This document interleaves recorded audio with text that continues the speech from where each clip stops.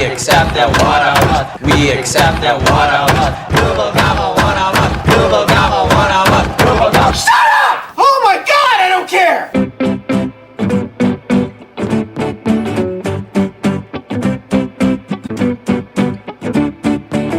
Google gobble, one of us.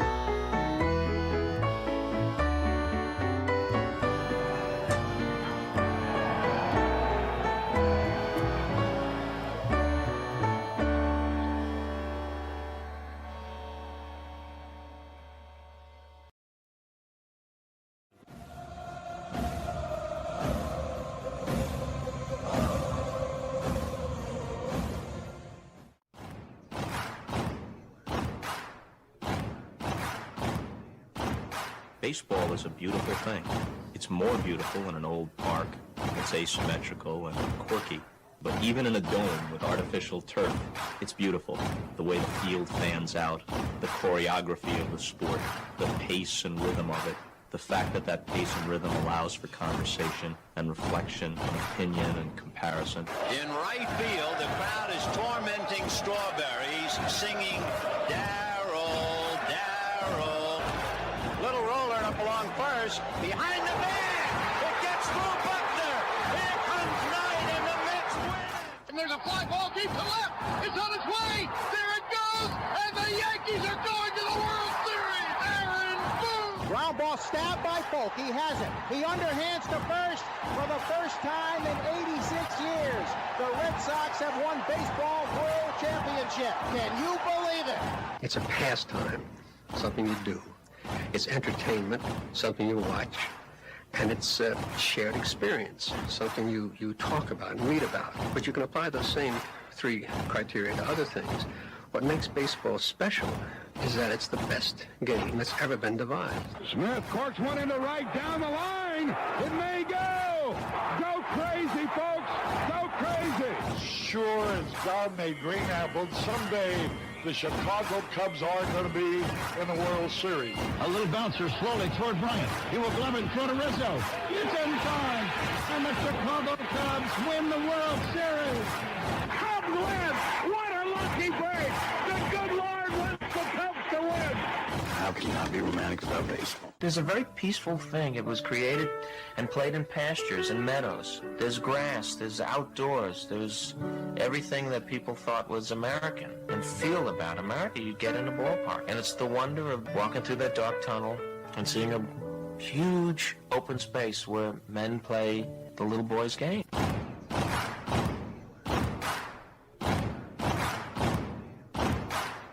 People will come. There come caresses they can't even fathom.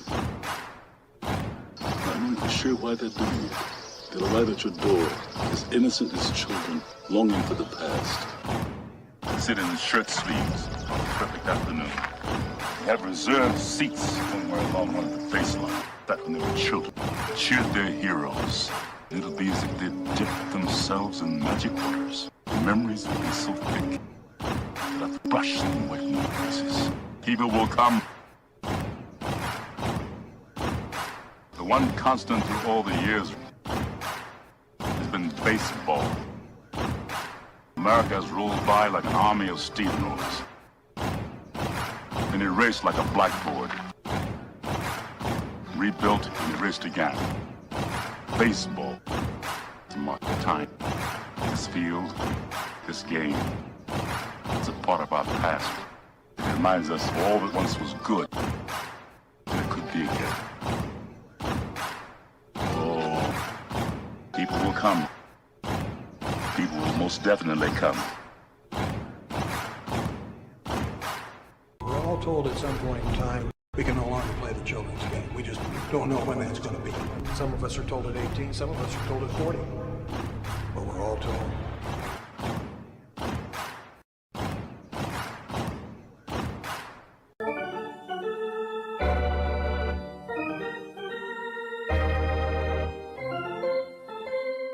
I believe in the Church of Baseball. I've tried all the major religions and most of the minor ones. I know things. For instance, there are 108 beads in a Catholic rosary, and there are 108 stitches in a baseball. I prefer metaphysics to theology. You see, there's no guilt in baseball, and it's never boring. It's a long season, and you gotta trust it. I've tried them all, I really have. And the only church that truly feeds the soul day in, day out is the Church of Baseball. Braves coming. If there's a bigger thing going on right now, I don't know what it is. I never heard of half of these guys. And the ones I do know are way past their prime. Most of these guys never had a prime. This guy here is dead. Cross him off, then. The local press seems to think we'd save everyone a lot of time and trouble if we just went out and shot ourselves. We got uniforms and everything. You know, you might think about taking Jesus Christ as your savior instead of fooling around with all this stuff. I like him very much. He no help with curveball. You trying to say Jesus Christ can't hit a curveball?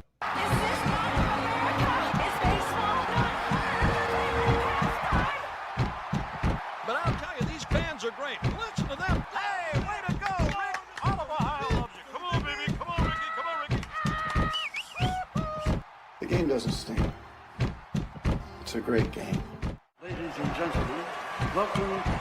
We direct your attention now to home plate. Please remain standing. We call your attention to our fans here today.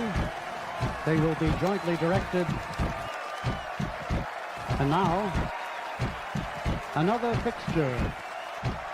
Our national anthem.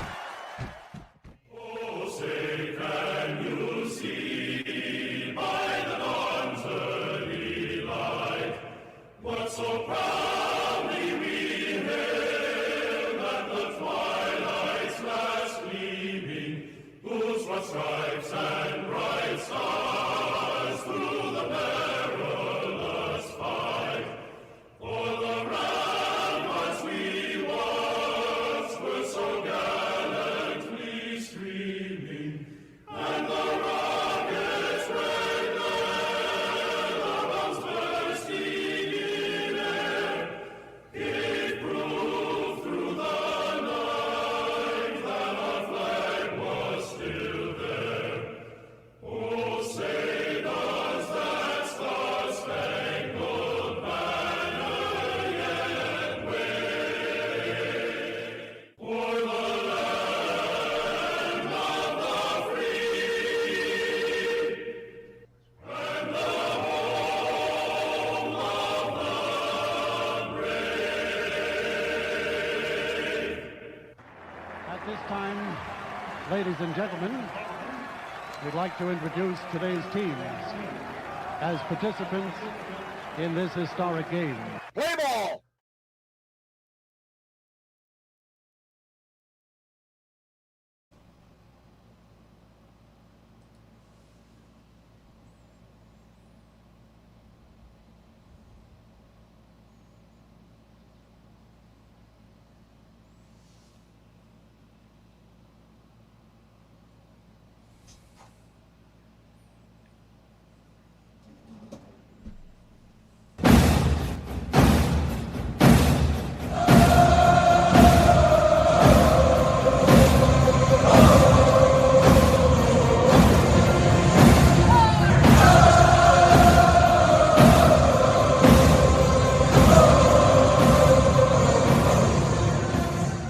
On a beer? 7 o'clock in the morning. Scotch? Hey, howdy, hi, and how the hell are you? Pull up an armchair, girls and boys. Pour you a cold one. It's time for Radio Baseball.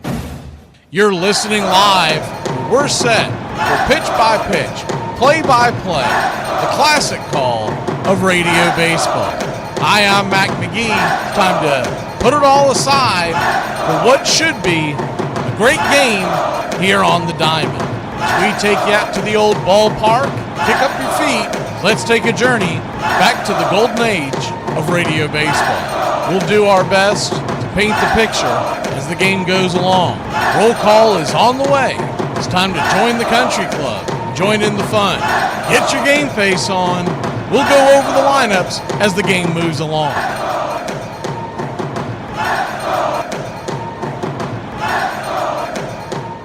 Well, it's about that time. Grab you a cold one. Find you an armchair. Major League Baseball, right here on the PCR Radio Baseball. Your modern-day Superstation, bringing you pitch by pitch, play by play of Major League Baseball and our one-of-a-kind production. Take us anywhere you go for over 300 play-by-play games right here on the BCR. Please like and subscribe today. Don't forget to hype the videos. It helps the smaller stations to bring folks in so we can all root this great game on together. Join the country club today, and a special thanks to all the members in the country club. You help support the BCR. Get this bus moving. Stop. Come back. Too late. Roll call! Yeah, roll call! You're in Braves country. Good afternoon, everybody. Welcome into Cubs versus Diamondbacks, game one of a double dip here on the BCR. Got Braves Rockies coming up later on tonight. What you talking about, Willis? Willis back in the country club. We accept one of us. We accept one of us. Uber gobble, Uber gobble, Uber gobble. One of us. We accept that one of us. We accept that one of us. Uber gobble, one of us. Uber gobble, one of us. Uber gobble. Shut up! Oh my God, I don't care!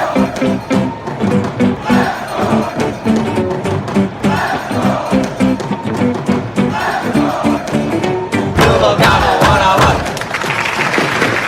See who we got in the club today kicking. We got, what you talking about, Willis? Willis Mathis. Uncle Charlie Fritz.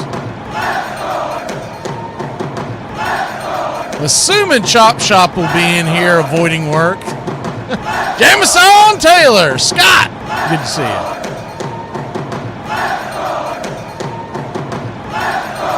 Tom Fisher.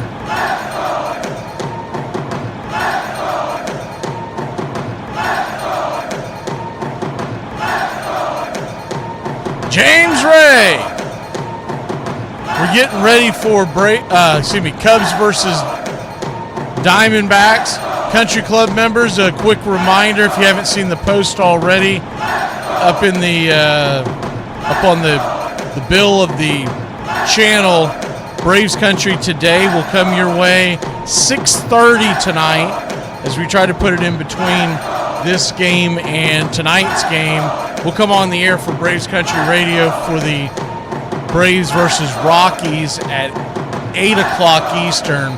So 6:30 tonight, we're going to put on Braves Country Today, where we go over the Rockies and Braves series, a couple of moves that were made, all that kind of stuff, and then we'll be ready to roll at 8 o'clock tonight. Good to see you, Sleepy. Cubs versus Diamondbacks. It's Gallen versus Rhea.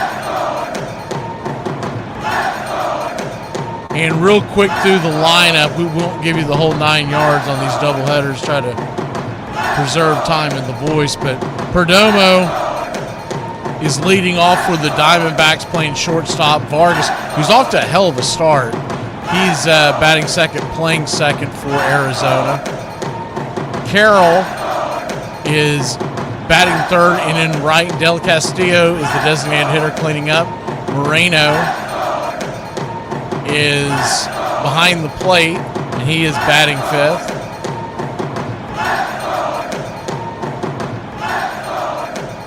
Fernandez at first and batting sixth. Arenado at third, batting seventh. Thomas batting eighth, and in center, Barossa in left for the Cubs. It's Horner at second, leading off. Ballesteros, who's off to a heck of a start in his own right, batting .338 on the year with 5 home runs. He's the designated hitter. Bregman batting third, at third. Happ cleanup in left. Suzuki in right, batting fifth. Michael Busch is batting sixth and playing first. Kelly is seventh behind the plate. PCA is patrolling center field for the Chicago Cubs, and Dansby Swanson batting ninth. So we're going to take a really quick break. When we come back, pitch by pitch, play by play. Cubbies and Diamondbacks. It's our Wrigley Field Friday series, as when the Cubs are at home on Friday afternoon, we will bring that to you all year long. We'll be back in a flash here on the BCR. Should be a heck of a ball game. Gallen versus Rhea, and the wind is blowing in. It's cold.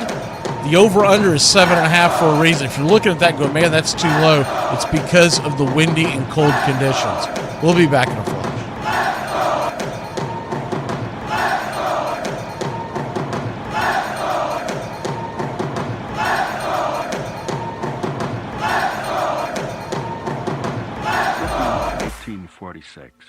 In our sundown perambulations of late, through the outer parts of Brooklyn, we have observed several parties of youngsters playing base, a certain game of ball. Let us go forth a while and get better air in our lungs. Let us leave our close rooms. The game of ball is glorious. It is played everywhere. In parks and playgrounds and prison yards, in back alleys and farmers' fields, by small boys and old men, raw amateurs and millionaire professionals. It is a leisurely game that demands blinding speed. The only game in which the defense has the ball. It follows the season, the fond expectancy of springtime and ending with the hard facts of autumn. Because we've been playing it fundamentally the same way for so long, the way that we can find the benchmarks that cross generations and cross decades is to be able to use these statistics as if they were labels. They aren't numbers. 300 hitter is not a number. The 300 hitter is a tag that means something today, as it did in 1930, as it did in 1890. I can make that comparison with my father, who could have made it with his father, that common language. It's our game, America's game. We'd spit tobacco juice on a spike wound, rub dirt in it, and get out there and play. Baseball's a gentleman's sport. Sportsmanship spoke from the heart of America. It is a haunted game in which every player is measured against the ghosts of all who have gone before. Most of all, it is about time and timelessness, speed and grace, failure and loss, imperishable hope and coming home. Somebody sat down and said, hey, it ought to be 90 feet. If it were 88 feet, the game would be very different. Think of the double plays. If it were 94 feet, batting averages would drop remarkably. 90 feet, that was a pick from heaven.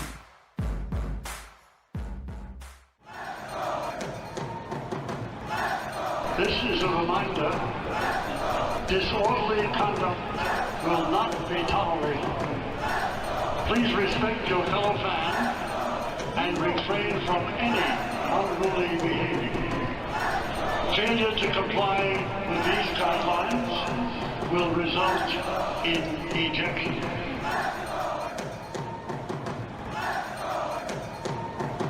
Baseball serves the same purpose as a revolution in Central America or a thunderstorm on a hot day. A tonic, an exercise. So long as it remains our national game, America will abide no monarchy, and anarchy will be too slow.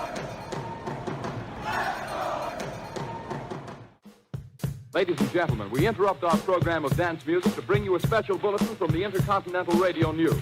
Ladies and gentlemen, the flash in the sky was visible within a radius of several hundred miles, and the noise of the impact was heard as far north as Chicago, Illinois. We have dispatched a special mobile unit to the scene, and we'll have our commentator give you a word picture of the scene as soon as he can reach there. Reports observing several explosions occurring at regular intervals and moving toward the Earth with enormous velocity, like a jet of blue flame shot from a gun. Crosley Service estimated that 32 million people were listening in on radios. Quietly, and we will control all that you see and hear. You are about to participate in a great adventure. You are about to experience the awe and mystery which reaches from the inner mind to the BCR, your home for the classic call, Radio Baseball. Hi, folks. Join us now for another ball game. Yes, sir. Why, we'll send you the play-by-play. This is the one we've been waiting for. This is it. This makes you feel like it's spring and baseball, no more measles, and free tickets to the circus. Although edited, tonight's thriller contains suspense and violence which may be unsuitable. Parental discretion is advised. 2, 4, 6, 8. Who do we appreciate? Braves count.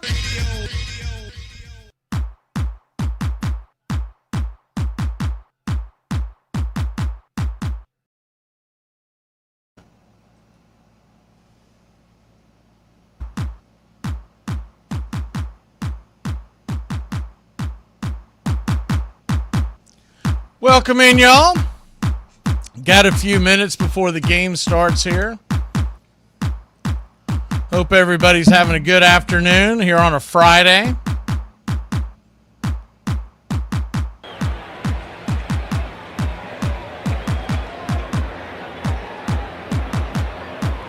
Go over the lines real quick for those who like to play the ponies. The Diamondbacks are plus 1.5, minus 185 on the money line.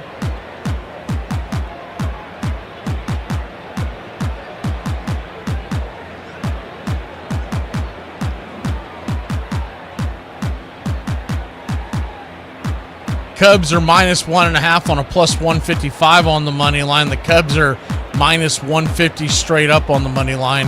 Diamondbacks plus 125. So what does that mean in layman's terms? If you bet $150 on the Cubs to win today, you win 100. If you bet 100 on the Diamondbacks to win today, you win 125. The over-under is now down to 6.5. How about that? It's a low over-under.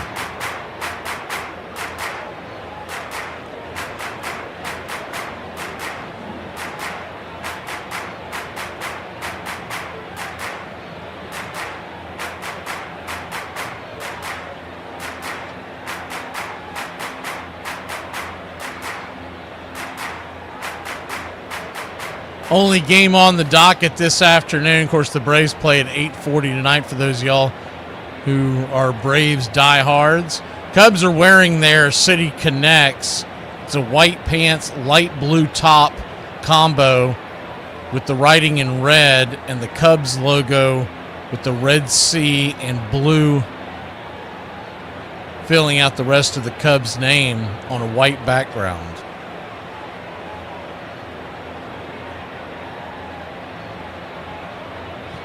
It's dark gray skies, but they are not calling for rain.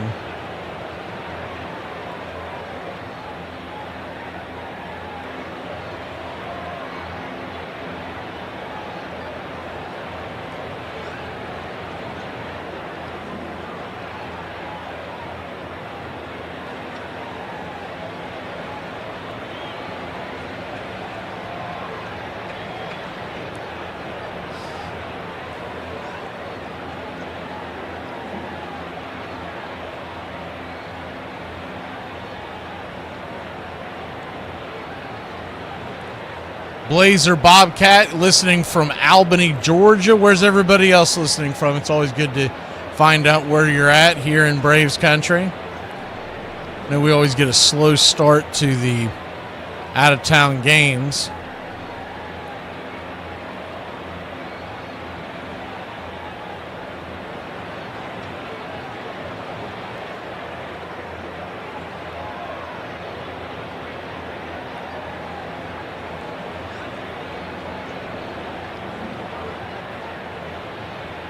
Willis is in, it's at 40 minutes east of you in Cordell.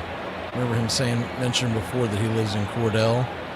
Jacksonville, Florida for Royal PETA. Top sales in, you actually changed your name to Sleepy Toenails. I love that. In Top Sale, North Carolina. I had not know. I don't know if you just did that, Sleepy, or because when I read it the first time and I made the crack about it, I've been trying to just say Sleepy because I can't keep toenails out of my head, and now I see that it does say Sleepy Toenails.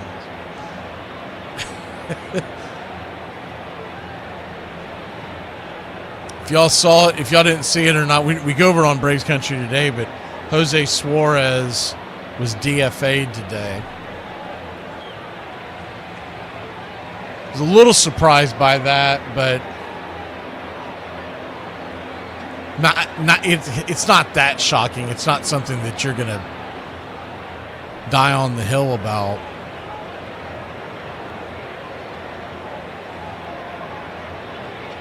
They're bringing up Hunter Stratton. And then also today, the Atlanta Braves made a second move where they DFA'd Joel Pyomps and they're bringing up a gentleman by the name of Anthony Molina. We haven't seen a ton of him yet. Both of them will be joining the Major League roster in Colorado. Since we got a couple of minutes, I'll go ahead and go over Molina.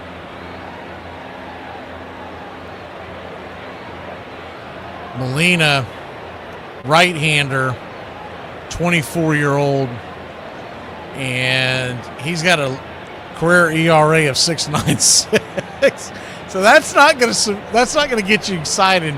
I think the reason why he's being brought up is because he pitched for the Rockies the last 2 years. So he's familiar with that stadium and what the elements can do. So he would probably only be used in a blowout one way or the other. So don't get excited about any of the guys. Hunter Stratton, he's gotten clocked around the last few years. He's got good velocity, but his command has never really been there. But probably a step up from Piamps. Piamps, I think, will probably make it back to the DFA. I don't think Jose Suarez will. We'll see what happens. But Suarez, to me, is a guy that most teams would like to have in the front end of their bullpen to eat innings in a blowout one way or the other. Stratton, of course, was with the Braves late last year. He appeared in 16 games and actually started pitching really well towards the end, got his ERA down below 3. All in all, last year his ERA was 3.8. But if you stuck it out with Braves country all year long with us here on the BCR, you know that Stratton actually pitched pretty well in the second half. But he's one of those guys that from time to time loses his control, and his fastball doesn't have a ton of movement on. So if he's not hitting his spots, they can get to him. But both of these guys realistically are being added in case of a game getting out of hand one way or the other, because it is Colorado. And what you can expect is they're going to try to use both of them, and then they'll probably say adios to at least one of them before we go to Seattle. Cubs are firing up their final warm-up tosses. We're just about set.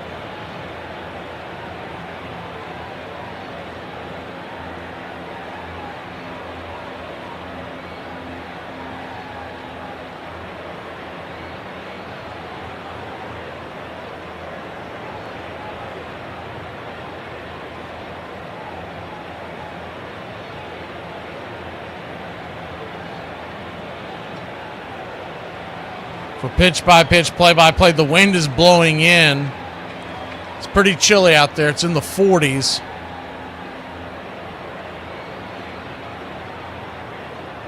And here we go. Yes, sir. It is baseball time in Braves country. As soon as the 3D kicks in, we'll kick it in.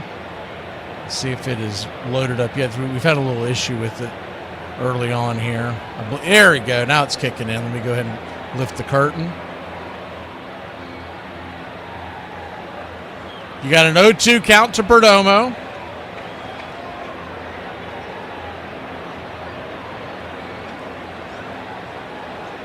Kicks and fires.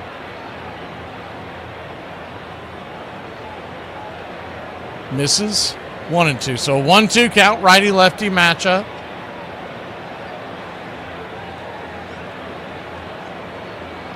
Pitch is high and out of the zone.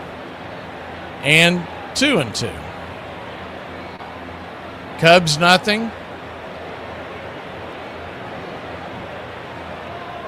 Diamondbacks nothing. The 0-2 pitch. Swing.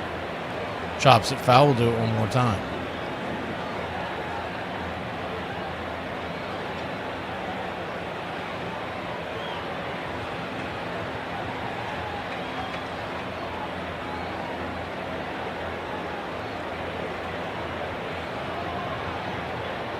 Pitch on the way to Perdomo. Swing. Laces it towards left field, and that's down for a base hit.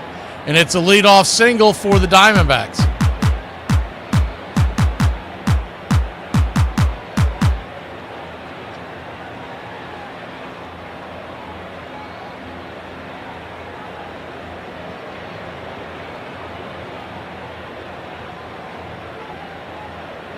One on, nobody out.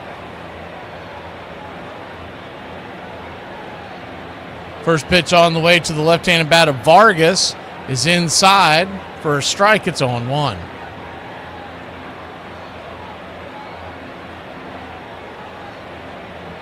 The 0-1. Turns and kicks. Swing and a miss. Chase one. 0-2. So an 0-2 count.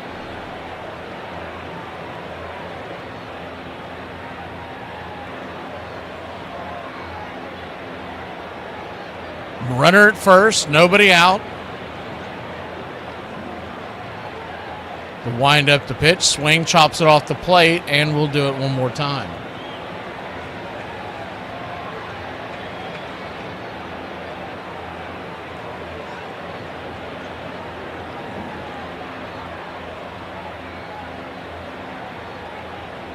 The 1-2 to Vargas, who's off to a hot start this year. More on that here in a second. Pitch on the way, swing. Chops it down the line, foul. First base side near the tarps. Vargas is off to an unbelievable start. He's never really been known for a great bat, but he's batting .378 on the year and already has 6 home runs. I don't know if it's sustainable, but it definitely is impressive. The 0-2 pitch, swing, hits it up the middle, and that's through for a base hit. And the Diamondbacks have runners at first and second and nobody out. That'll bring Corbin Carroll to the plate.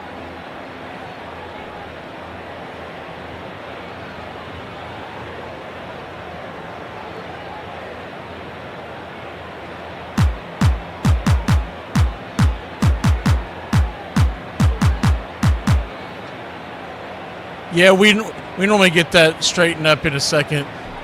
T-Swizzy or whatever that name is. First pitch on the way to Corbin Carroll. Takes a second to. Is the pitch on the way? Swing and a miss. It's on one. It's not quite 10 seconds. It's about 2 seconds. Usually takes about the first inning to get it straightened up. Pitch on the way to Carroll. Swing and a miss. It's 0-2. We don't control it, so we have to adjust to it. That's the short of it. The 0-2 count. Rea comes set. Turns and kicks. High and out of the zone. 1-2.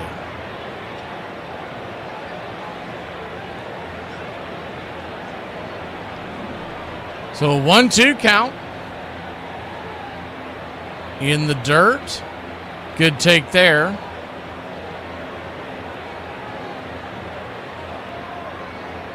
On deck is Del Castillo. The 1-2 to Corbin Carroll.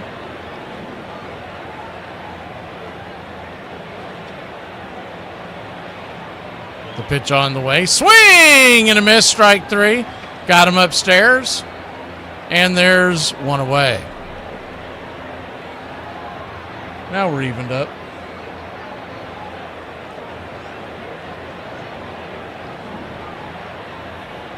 One down, runners at first and second, one out. Righty-lefty matchup. Del Castillo, the batter, takes the first pitch down and in. Looked like the curveball. It's 1-0. 1-0.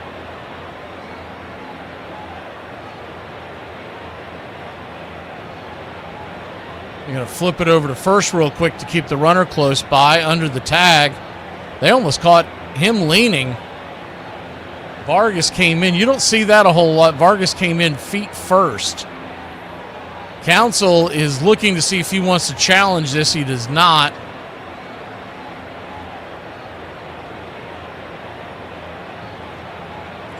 Bush tried to sneak in behind him as he was playing behind the runner, and they almost got him. First and second, one out. 1-0 pitch, swing and a miss.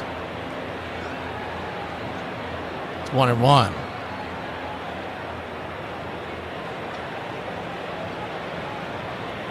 The 1-1. Turns and fires, swing. over the top on that one. And it's 1-2.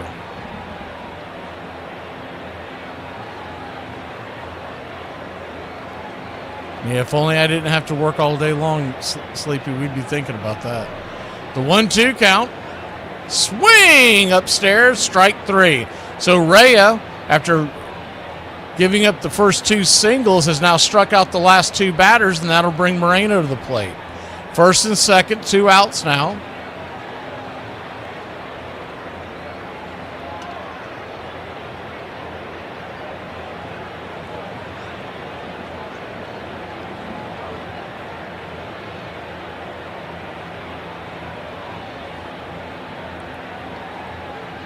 Righty-righty matchup. The pitch on the way. Swings. Slices it towards right field. Drifting back towards the warning track. Making the catch out there is Suzuki, and that'll end the inning. So the Diamondbacks put the first couple on.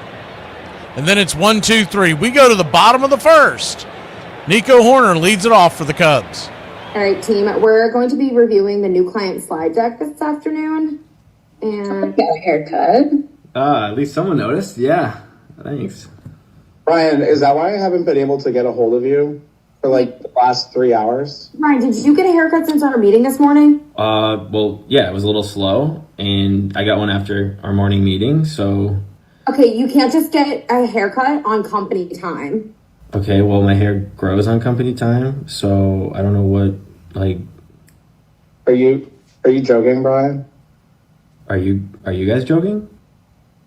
Y'all, I just completed a chore that I've been putting off for 6 months and it only took me 15 minutes to do it. Libertarianism is all about individual liberty, and it should never be defined by the terms liberal or conservative. And communism is no good. That's right. Big swing and a miss. Yeah. And what's the word for when a few clerics are in charge? Religious oligarchy. Holy a man after my own heart. The matter of Mr. Rose is now closed. Let no one think that it did not hurt baseball. That hurt will pass, however, as the great glory of the game asserts itself and the resilient institution goes forward. If we think about the 80s, we will always remember 1989, which was a terrible year because it was the Pete Rose business hung over the sport all through the summer and came to a sad conclusion. Immediately afterwards, Bart Giamatti died, who would in a very short space of time had really become a significant figure in baseball and was admired and loved by everybody in the game to an extraordinary degree. And then we all went out to the World Series in San Francisco when the earthquake hit, which seemed to sum up the whole thing. It was the worst baseball year that I can remember.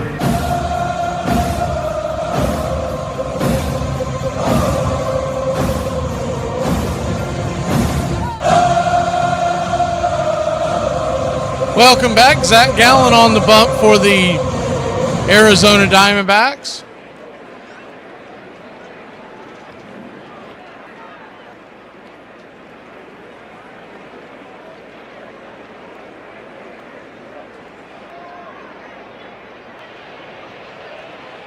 First pitch on the way from Gallen is off the plate wide for a ball to Nico Horner, batting .291 on the year. It's 1-0.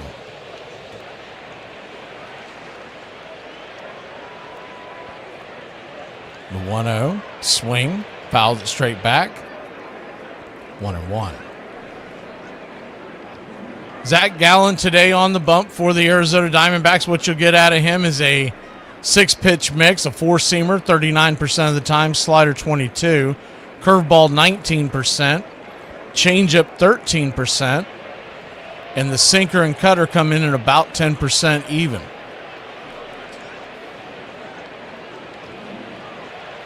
The 1-1 pitch in the dirt. 2-1. Left to right across the outfield for the Diamondbacks is Barossa, Thomas, and Carroll. Around the horn, third to first, Arenado, Perdomo, Vargas, and Fernandez at first. Moreno's behind the plate, and of course Gallen on the hill. The 2-1 pitch, swing, rips it into left center field, and that's down for a base hit. And Horner turning for second, he'll go in gliding, standing up, and it's a leadoff double for the Chicago Cubs to get things going here on a Friday afternoon.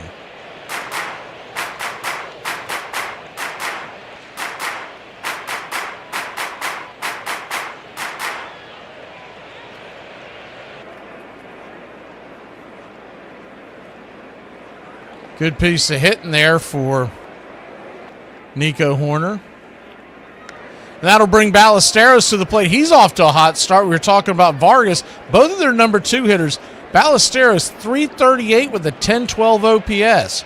Righty-lefty matchup. The designated hitter takes the first pitch off the plate wide. It's 1-0.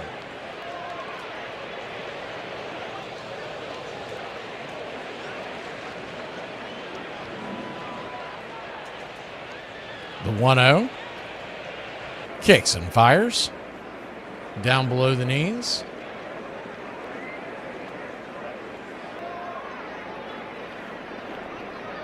Two and 0. So a 2-0 count. Runner at second, nobody out. Once again, the wind is blowing in. Is the 2-0 outside wide 3-0. It's blowing in. They're showing 12 miles an hour on the pregame, but it's looking more like 15 plus. And it was 44 degrees at first pitch, so cold temperatures, which is why the over-under was so low. When you think of Wrigley Field during the daytime, you think of high-scoring numbers, the 3-0 pitch. Down and in, ball 4, but if the pitcher can't find the zone, the over might hit. First and second, nobody out.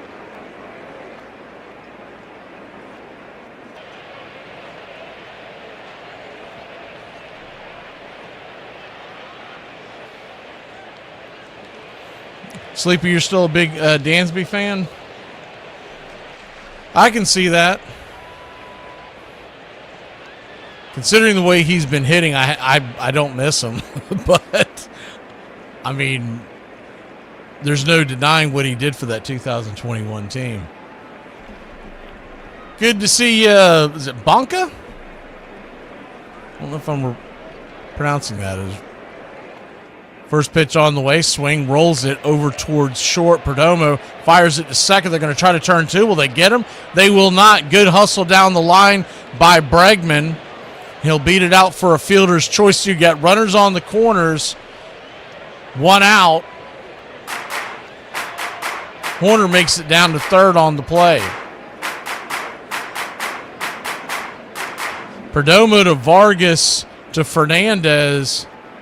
They made that a lot closer than I thought they were going to. It's such a slow developing roller in the middle of the infield. I thought Perdomo was just going to shoot it to first. And Bregman beat it by about a half step, we'll say.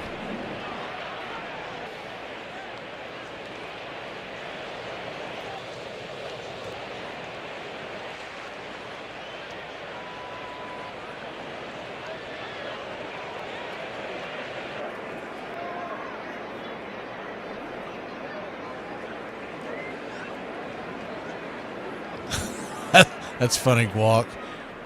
That happens to me a lot on a lot of things. You think you're live as the first pitch on the way is down and in. Off that 1-0, it's ball 2, 2-0. Ian Happ at the plate.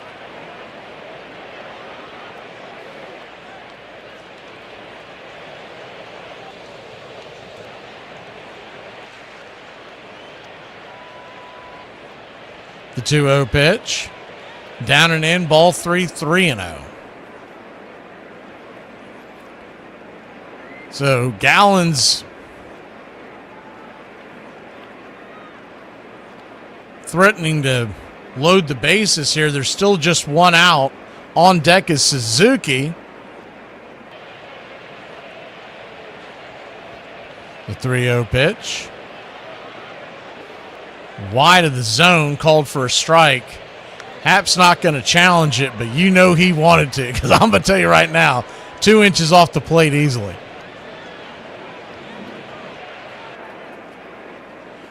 The 3-1, right there at the knees, full count. You see that a lot on, if it's a 3-0 pitch or whatnot, where the batter's not willing to challenge it because they're looking at it as well. It's not going to change the count much. I just disagree on those. And maybe he's wanting to take a whack at the ball, and that's why he didn't want the walk. But the 3-2, down and in, ball 4. So he ends up getting away with it, and they'll load the bases. Cubs have the bases loaded, 1 out. 0-0 your score. Coming out to the mound is Brian Kaplan, the pitching coach of the Arizona Diamondbacks. I've got Suzuki in my fantasy lineups, Tom. I've got him on a couple of teams. He's coming to the plate with the bases juiced. I've also got Corbin Carroll. I don't know if... I think those are the only Cubs and Diamondbacks I have on. But I play in 7 different daily fantasy leagues, so it's hard for me to keep up sometimes. Sometimes I have to stream a guy and you forget about him.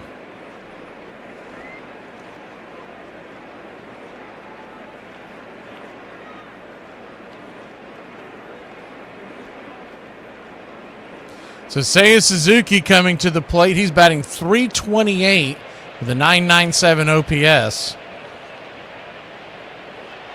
Righty-righty matchup. First pitch is a P at the knees. Called for a strike. It's 0-1. The 0-1.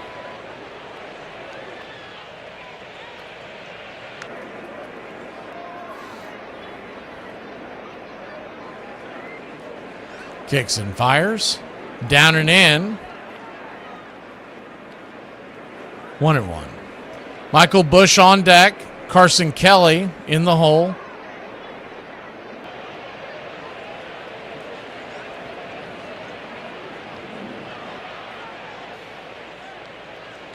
The 1-1 pitch. Peppers it foul on a check swing. Kind of an excuse me swing. Would have been a strike regardless. A 1-2 count. Zach Gallen, who came in with the 3.10 ERA, turns and fires. Swing! That ball's lifted. High down the right field line, bending foul into the seats. Not a lot of real estate on the foul lines here in the friendly confines of Wrigley Field. So 1-2 count. I do like these City Connects of the Chicago Cubs. Or at least I like the jersey for a fan to wear. I don't know if I love the whole combo as the 1-2 pitch. Another pepper over the right field, over the first base dugout. Pitch was high and out of the zone, and Suzuki just kind of smacked it to stay alive. They're better than the ones that they had. The ones they had that were dark blue, and they said Wrigleyville, and they wore blue pants on top of it, just like the Dodgers do. I don't know. It's just too much for me. That pitch will miss below the knees. 2-2. So a 2-2 count.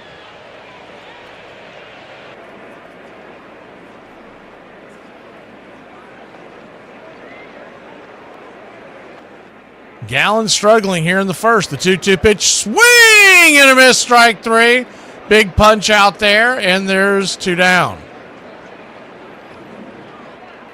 Thankfully, in the leagues that I have Suzuki, strikeouts don't count against you. Tom, are you in our fantasy baseball league? The radio one? If not, let me know. We'll make sure to get you in next year. Michael Busch to the plate. First pitch on the way is right there. P at the knees. It's 0-1.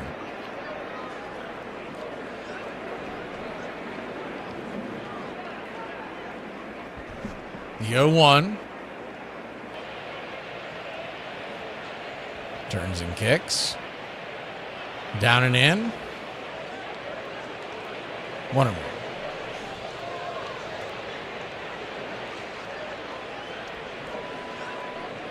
Let us know if you want to play next year, Tom. It's free to join. We just do it for bragging rights. We have a big trophy that we put your name on if you win. It's the 1-1 pitch swing. That ball's going to get slapped through the hole, and that's down for 2 runs. A 2 RBI single. The runners go first and third, and the Chicago Cubs have taken the early lead.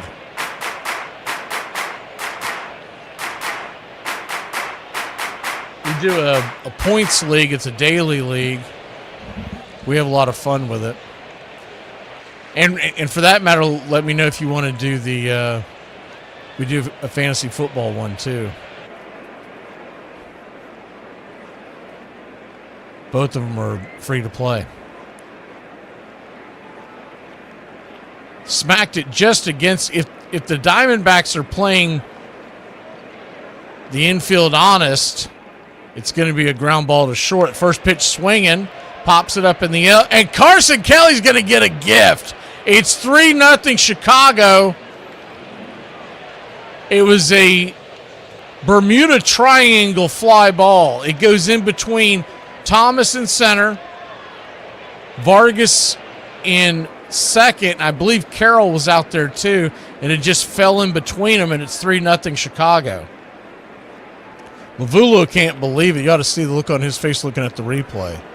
Looked like it was going to end the inning. It was one of those, I got it, you get it.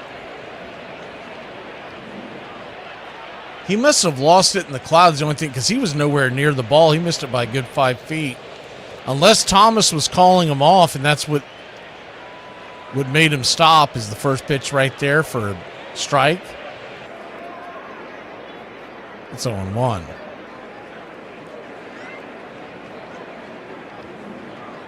Yeah, Bonka, that looks like a pretty good start for you. The 0-1 pitch, swing, chopper, front of the mound. Gallen's got it, fires it to first, and he'll finally get out of the inning. But out before the Chicago Cubs put 3 on the board, it's 3-0. Diamondbacks turn when we return here in Chicago.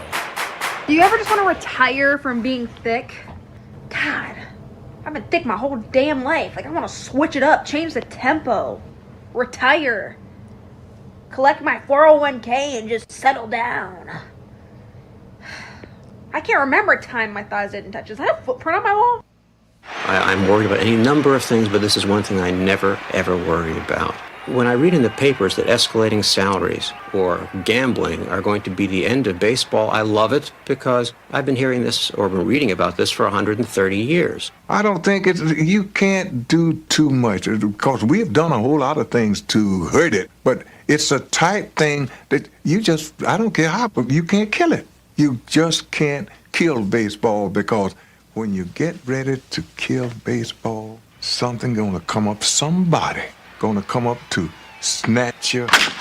After the Black Sox scandal, here comes Ruth. I heard Ruth hit the ball. I'd never heard that sound before. And I was outside the fence, but it was a sound of the bat that I had never heard before in my life. That was Ruth hitting the ball. And the next time I heard that sound, I'm in Washington, D.C., I rushed out, and there was Josh Gibson hitting the ball. Now, I didn't hear it anymore. I'm in Kansas City, and I heard this sound one more time that I hadn't heard only twice in my life. Bo Jackson swinging at that, and now I heard this sound. It was a thrill for me. I said, here it is again. I heard it again. I've only heard it 3 times in my life, but now I'm living because I'm going to hear it again one day if I live long enough.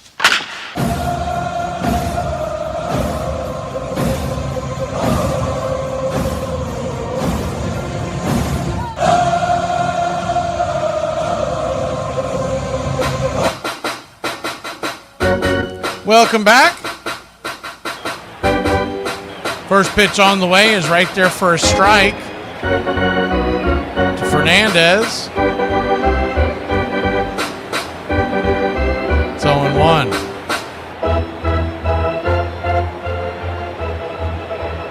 The 0-1.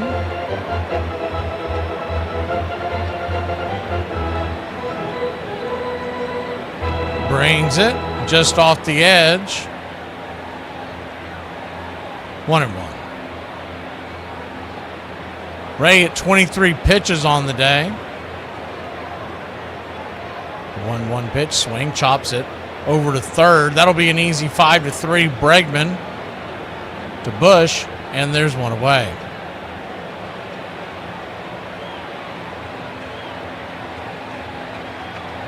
One up, one down. Top of the second inning, 3-0 your score.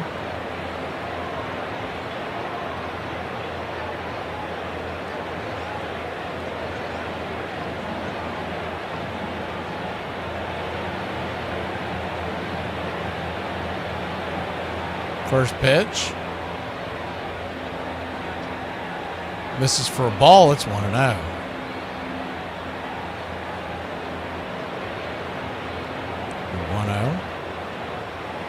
Swing and a miss.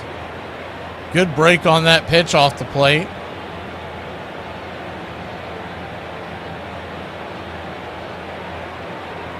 One count. He's gone sweeper slider, and the pitch on the way. Swing, lifts it high into center field. Drifting back, making the catch at just before the warning track to retire Arenado is PCA, and there's 2 away. Forget who it was that was mentioning it, what they were betting about. I'll tell you one of the best things you can do. The game starts out early with a few runs, and you look at the conditions here in Chicago with the wind blowing. I mean, it is belting in right now. It is wisping in. Is the first pitch on the way. Swing, fouls it back. It's 0-1. You'll see a jump in the totals, and you grab the under and ride it. It's cold. It's windy. Gallen wasn't hitting his spots in the first inning, but usually that doesn't last. Is the 0-1, did he go around? He did. It's 0-2. And the umpires are going to tend to call a quick game because they're miserable right now. It's cold. They want to get to their hotel and warm up. Good to see you, Nathaniel. The 0-2 count. Misses high, 1-2.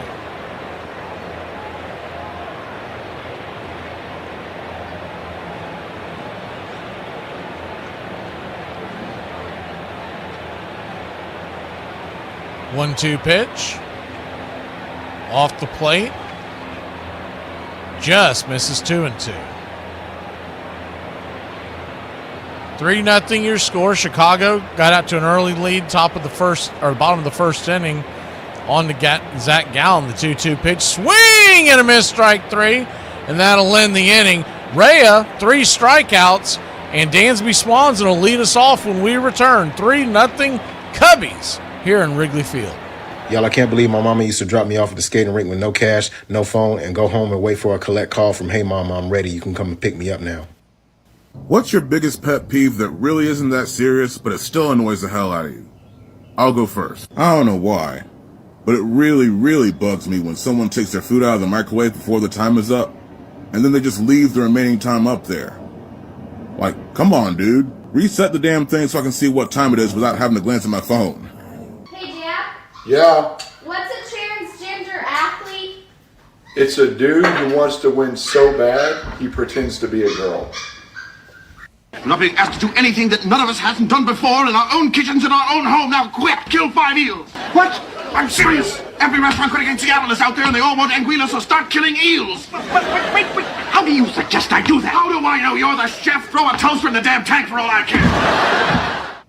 It is played everywhere, in parks and playgrounds and prison yards,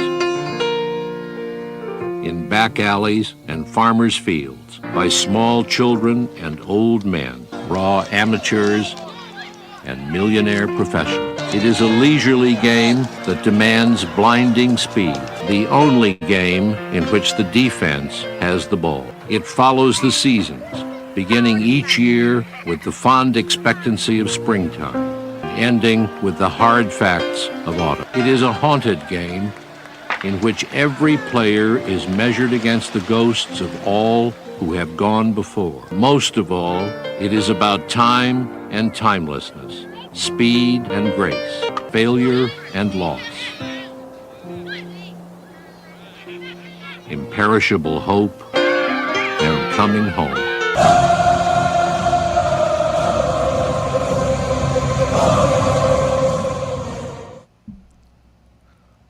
Dansby Swanson leads us off as we head to the bottom of the second inning. Chicago leading 2-0. First pitch is swung on and fouled back out of play. It's 0-1. Righty-righty matchup. Gallen, his 30th pitch already. Sinker inside. 1-1. Mike McClinsky is your home plate umpire today. Gabe Morales is at first as the pitch on the way is smoked over to third. Be a 5-3 put out. Good play over there by the Gold Glover Arenado, and there's one down.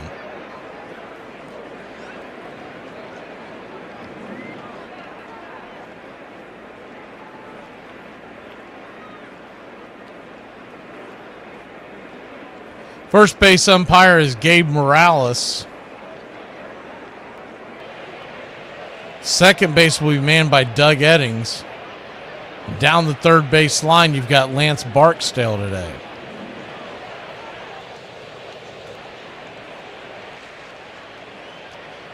Back to the top of the order.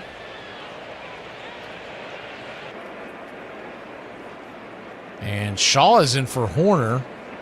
So it must be some kind of an injury. We'll try to check on that. It's 0-1. The 0-1 misses inside. 1-1.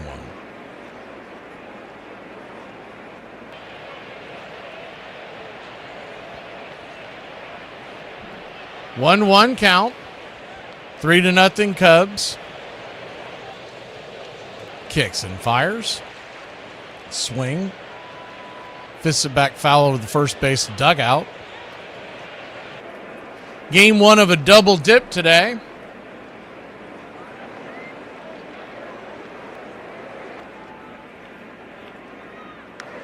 Braves and Rockies later on tonight. Our Wrigley Field Friday series. If you haven't caught up with that yet, every game played in Wrigley on Friday afternoon we are bringing to you this year. The 1-2 pitch. Swing. Pops it back foul. We'll do it one more time.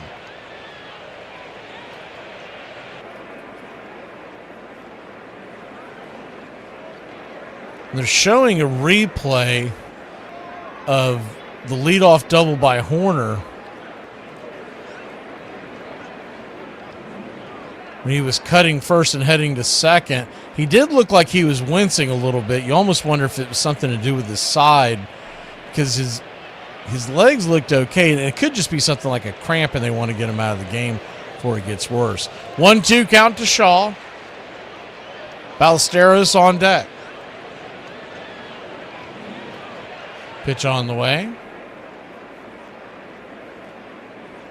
Misses 2-2.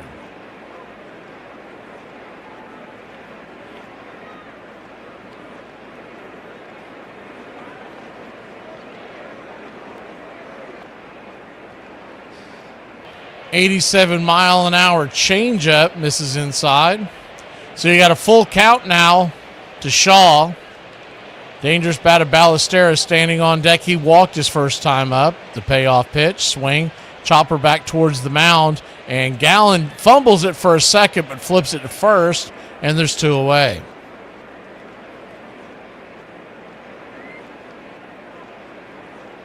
Ballesteros walked his first time up, batting .338 on the year. They platoon him, but it's getting harder and harder to bench him because he is off to such a hot start, batting .338 with an OPS above 1,000. Righty-lefty matchup. First pitch on the way. Swing, chops it over towards the shortstop area, but it'll be Arenado playing the shift, 5-3, and that'll end the inning. So after a rough outing in the first, Gallen takes him down 1-2-3. Back in a flash, top of the third, 3-0 your score. Do not flirt with me, because I will develop a crush on you, and that is a threat. What if I told you that Mark Fidrich wasn't the only bird flying around the baseball field in the late 1970s? Here is the short baseball career of Larry Bird. After leading the Sycamores basketball team to a 33-1 record, Larry was razzed by the head coach of the baseball team at that time about how often he was icing his body. The coach would even go as far as saying anybody could play basketball and that baseball was the harder of the two sports. This led to a dare Bird wouldn't turn down. Would he be able to play college baseball for Indiana State? With a non-conference doubleheader coming up against Kentucky Wesleyan, the time and the place were set. Wearing the number 24 instead of his legendary 33, he would take the field in the second game of a doubleheader. Bird would play first base, and while playing there, he made 9 putouts. His first at-bat ended with a strikeout and a trip back to the dugout. In his second at-bat, he would get his redemption when he drilled a single up the middle that plated 2 runs. After being told to take it easy in the field, he went after an infield pop-up between first base and home plate. Both Larry and the catcher would collide and remain down for several minutes. Bird would eventually get up. It was later confirmed he just got the wind knocked out of him. Not taking any more chances, he was taken out of the game. And just like that, the short baseball career career of Larry Bird was over before it started. 2 months later, he would sign an NBA contract with the Boston Celtics, and the rest is history. The idea that home plate has a little roof. A little roof, it has a little roof. It's a little house. It brings us back to where we're safe and where we care and where we're cared about, where we're loved. Coming home on a baseball diamond's pretty darn dramatic. You feel immense relief to have gotten out of all those hazards out there. Between first and third is hazardous territory.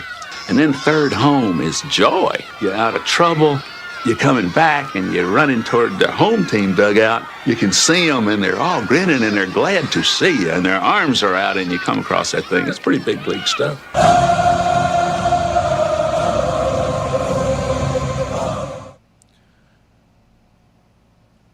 Colin Ray goes back to work. First pitch on the way is right there. A strike at the knees to the left-handed batter Barossa, the number 9 hitter. It's 0-1. The 0-1. Rhea flips and fires. Curve off the edge, 1-1. 1-1 count.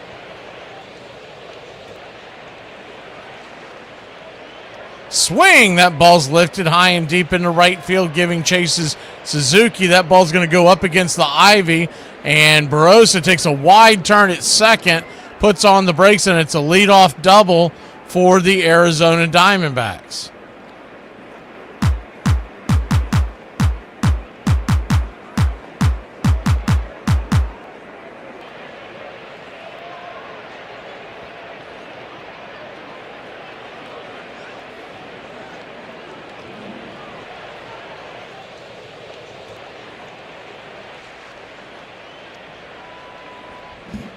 So back to the top of the order, and Perdomo, the batter.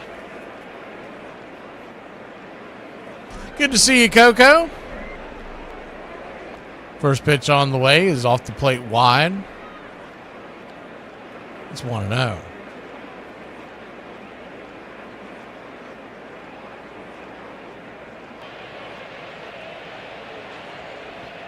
The 1-0 pitch. Another curve misses. Ball 2-0. Brosett second. Vargas on deck. Carroll in the hole. Cubs lead it 3-0. The 2-0. Below the knees. 3-0. You won't see any errors on your scorecard today, but there was a run that was let through the wicket in the first inning by a defensive miscue of Arizona's. The 3-0 right there. Fastball taken all the way, 3-1. There's a pop-up in between second and center field, and there's some kind of miscommunication. It fell, and a run scored with 2 outs. Pitch is smacked on the ground over to second. It'll be a 4-3. Shaw, who's in for the injured Horner, flips it to Bush, and there's 1 down.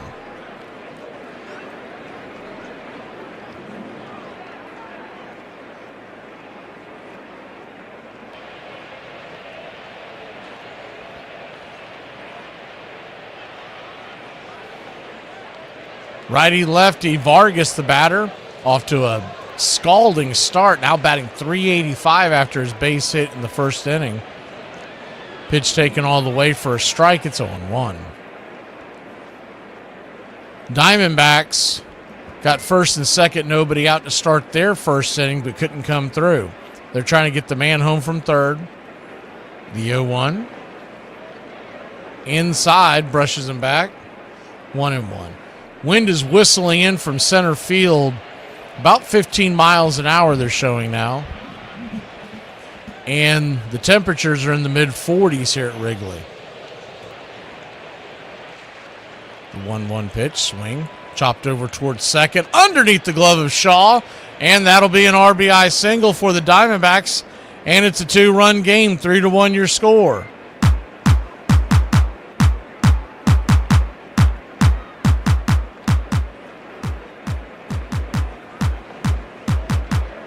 Corbin Carroll now the batter.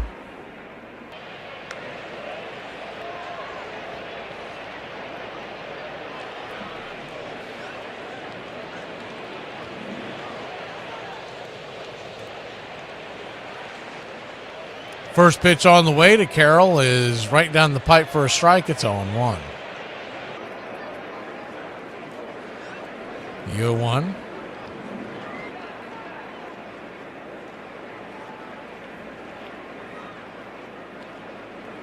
Kicks and grips, swing, chops it on the ground to second. It's going to be a 4-6 put out. Dansby had to stretch to make the play, so Corbin Carroll with his speed, no chance of getting him. Dansby will stick it in his pocket, and there's 2 down. Good play by Shaw, getting that lead runner. Even on a clean exchange, I don't think they're going to end up getting Carroll anyways on a double play. He's got elite speed. Righty-lefty Del Castillo swings at the first pitch and slaps it back foul. It's 0-1. He's batting .203 on the year, the 5.98 ERA.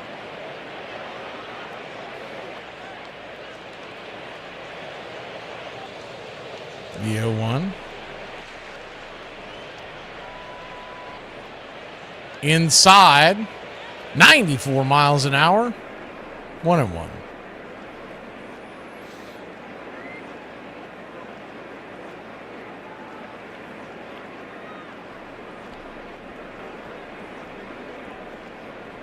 The 1-1 pitch, swing, rips it into right field. That's through for a base hit, and Carroll will go first to third with these with his speed, and the Diamondbacks have runners on the corners, 2 outs, and Moreno coming to the plate. He's batting .268 on the year with the .716 OPS.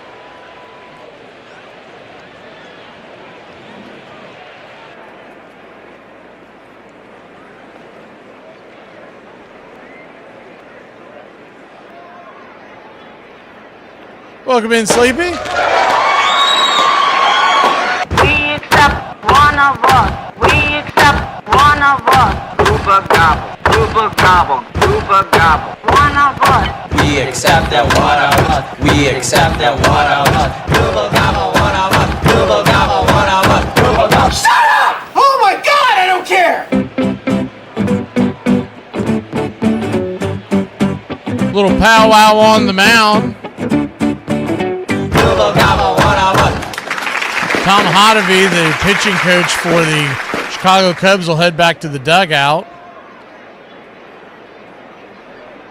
Runners on the corners, 2 outs, and Moreno the batter.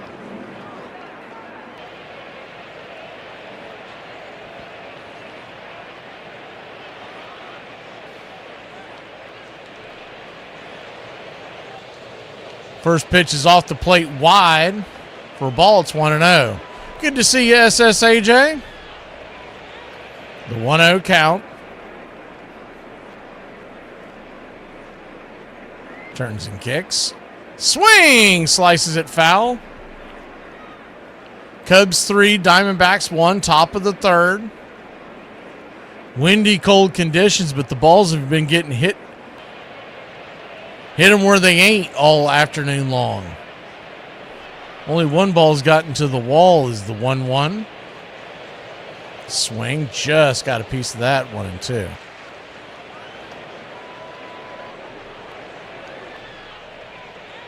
Fernandez is on deck, Arenado in the hole. 1 run, 5 hits, and no errors for Arizona. 3-3-0 for Chicago. The 1-2. Swing. Straight back to the backstop. 1-2.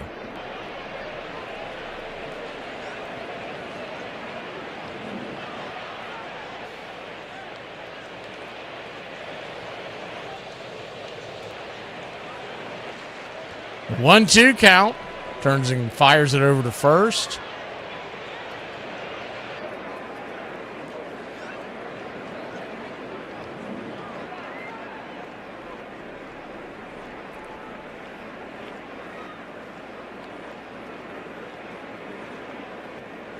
The 1-2 pitch, swing, chops it over to second. On it is Shaw. He'll flip it to first, and that'll end the inning. But not before the Diamondbacks put 1 on the board. We got a 2-run game heading to the bottom of the third here in windy Chicago. So I was talking to this girl, and she was like, I like men and women, but for some reason I'm still single, and I was like, well, it looks like you're still by yourself. Hey, back in the day, we used to throw toilet paper all over people's houses for pranks. Now I'm just trying to figure out how to stretch out this last roll until payday. Milk is the fastest liquid on earth. It's pasteurized before we can even see it. Dad, what? I need your help. I've tried to handle this myself, but I have one teacher that is really intimidating and pushes me pretty hard about my belief. About what? About everything. He just starts an argument with me in class and tries to put me down about every topic. You know, last week he made me give a talk about the Bud Light news story in front of the class, and then he made fun of my opinions for it. So I have a meeting with him in his classroom today at lunch. It's like, I want to stand my ground, but he's getting louder and tougher now that I'm a senior and my year is coming to an end. It's like, I just don't know how to handle it, Dad. I'm really struggling. You handle it with me standing behind you. I'll be there for your meeting. It's passed along from parents to children. My father was a football fan, but my mother was a baseball fan, so I went to ball games with my mother. She passed along her sense of the game. I'll pass it along to my son.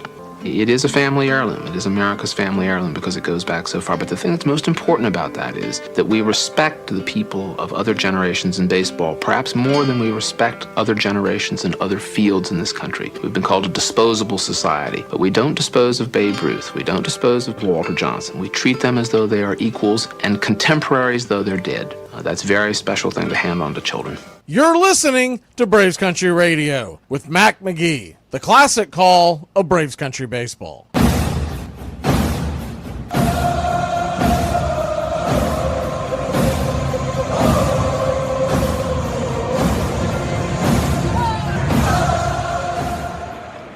Welcome back. 3-1 your score. Cubs lead the Diamondbacks. As we head to the bottom of the third inning, Alex Bregman will lead us off. The first pitch on the way. Grabs the outer edge for a strike, a wide strike. It's 0-1.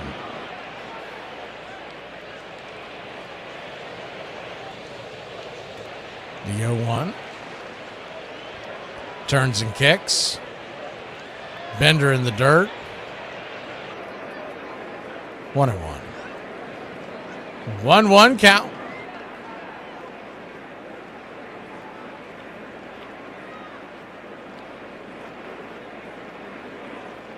Gallen brings it. Swing! Fouls it back.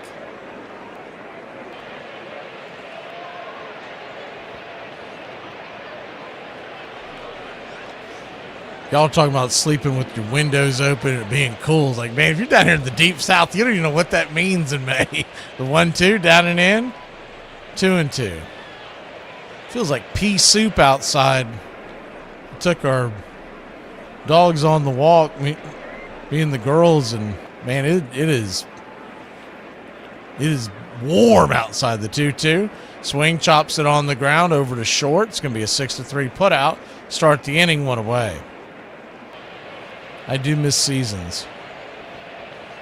It's supposed to cool off a little bit this weekend, but even when it's like 80, and when you're in North Florida, if it's 80, it feels like 85, 90 anywhere else.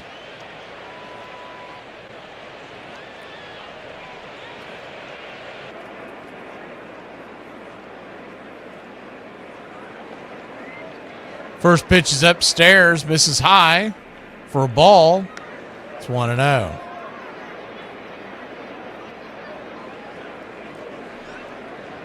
But it has stayed cooler down here longer this year, the 1-0. Inside, 2-0. I don't know what's going on with this screen, so let's put it back behind the... Someone's asleep at the wheel in Chicago. 2-0 misses, ball 3, 3-0.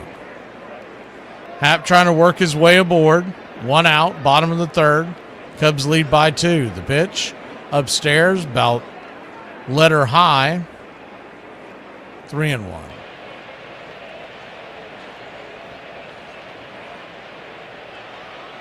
The 3-1 pitch. Good slider, smacks the outer edge.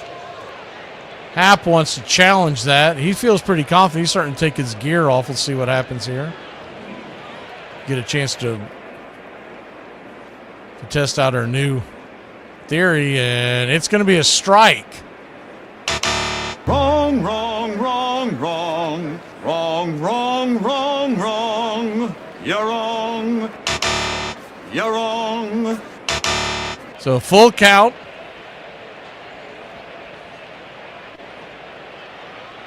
Gallen brings it. Swing. Slaps it down the left field line. Out of play over the third base dugout. We'll do it again. Cubs 3. Diamondbacks 1. Bottom of the third inning. 1 run, 5 hits, no errors for Arizona. 3-3-0 for Chicago. The payoff pitch. Caught looking strike 3. He got caught watching the paint dry. A bender just above the knees on the outer track, and there's 2 down. Zach Gallen records his second strikeout of the day. Ray, by the way, has 3. And Seiya Suzuki comes to the plate. Batting 5th in the order today. The first pitch to Suzuki is a 4-seamer right down the pipe. It's 0-1.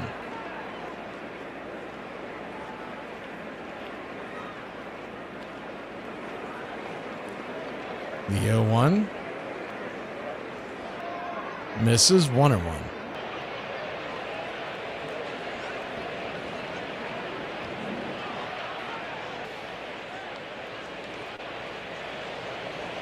One count.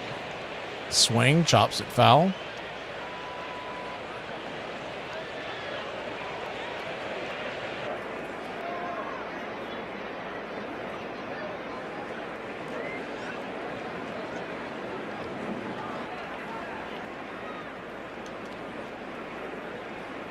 The 1-2 pitch. Down and in. Good take. That pitch fell off the table. It missed the zone by an inch or two, but, man, when it started, it was right around his armpits and just dropped below his knees. The 2-2 pitch. Inside. Full count.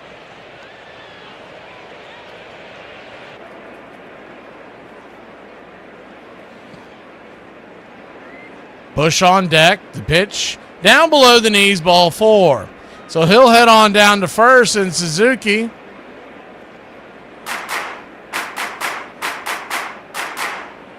one on, 2 outs.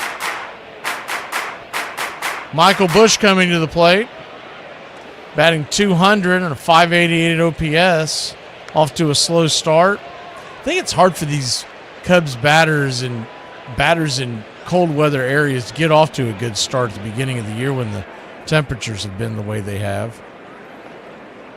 First pitch upstairs for a strike. It's 0-1.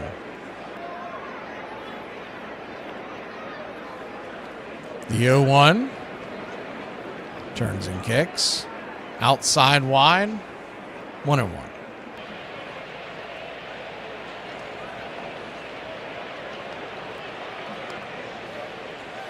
That's why when I see guys like Pregame go early in a fantasy draft as the 1-1 pitch.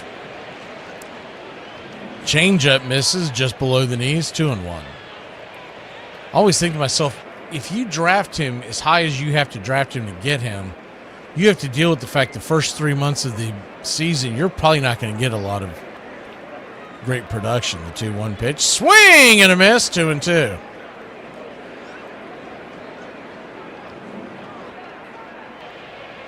What are you talking about, Quan? I don't get it, Coco. I don't get the reference.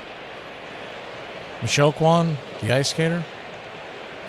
2-2 pitch. Down below the knees. Full count.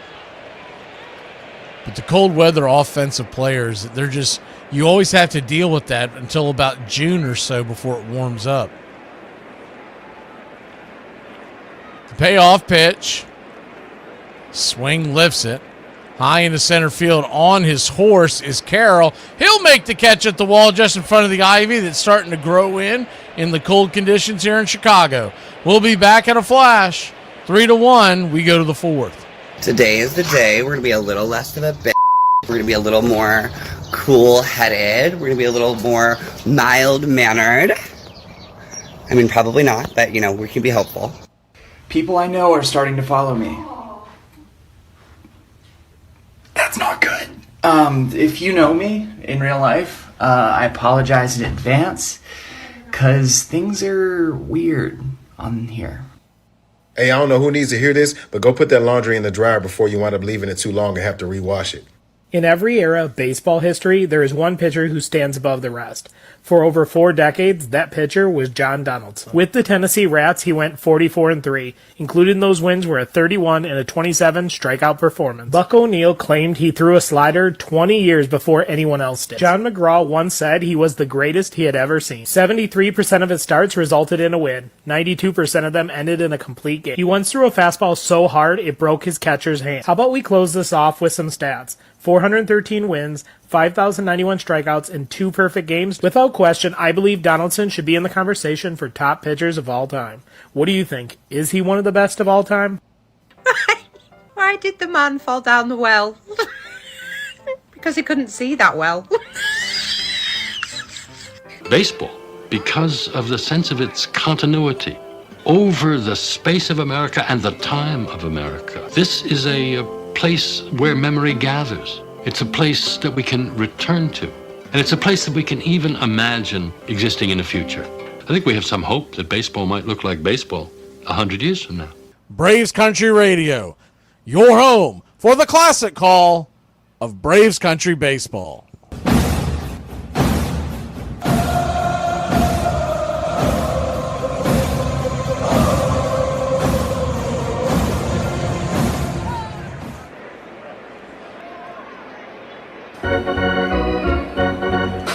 Colin Rea goes back to work. First pitch is down and away for a ball. It's 1-0. The 1-0. Swing. Fernandez, the number 6 batter, chops it foul. 1-1. Fernandez 0 for 1 on the day with a ground out to third.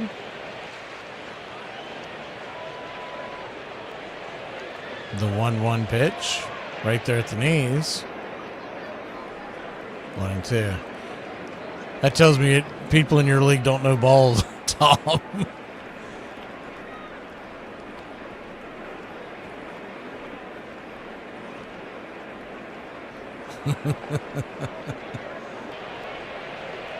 One, 2 count. Swing, rolls it over to short. It's going to be a 6-3 put out and 1 away.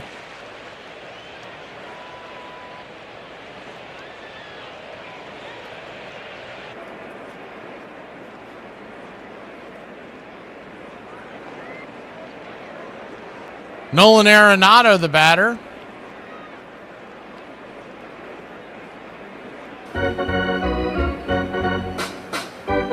Righty-righty matchup. First pitch to Arenado is a strike. Sweeper right there. It's 0-1. The 0-1. Turns and kicks. Swing. Rips it down the left field line. Do it again.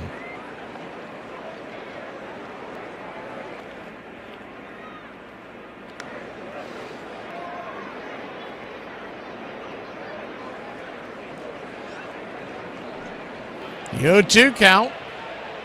High and inside. 1-2.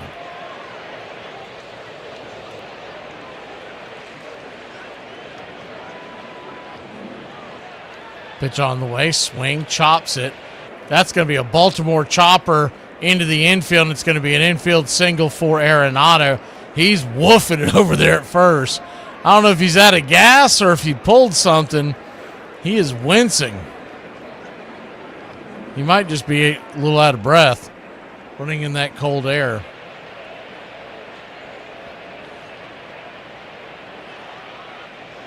I'll tell you what is a pretty impressive. The chopper that goes in on the grass, and Bregman scoops it very quickly on the run on a short hop. He thought about throwing it. didn't really have a chance, but the fact that he came with that clean is pretty impressive by Bregman. Most guys would have kicked that ball about 6 feet away from the mound. 0-1 count.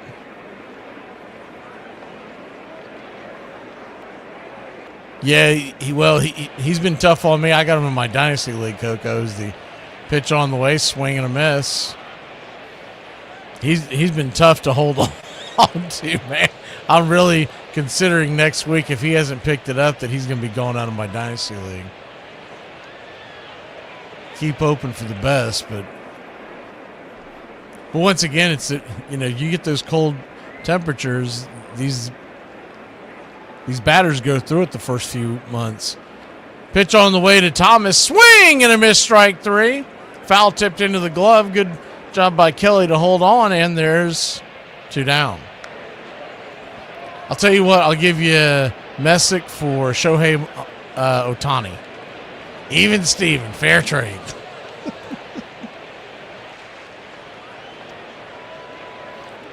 I'm going to tell you what a buddy of mine told.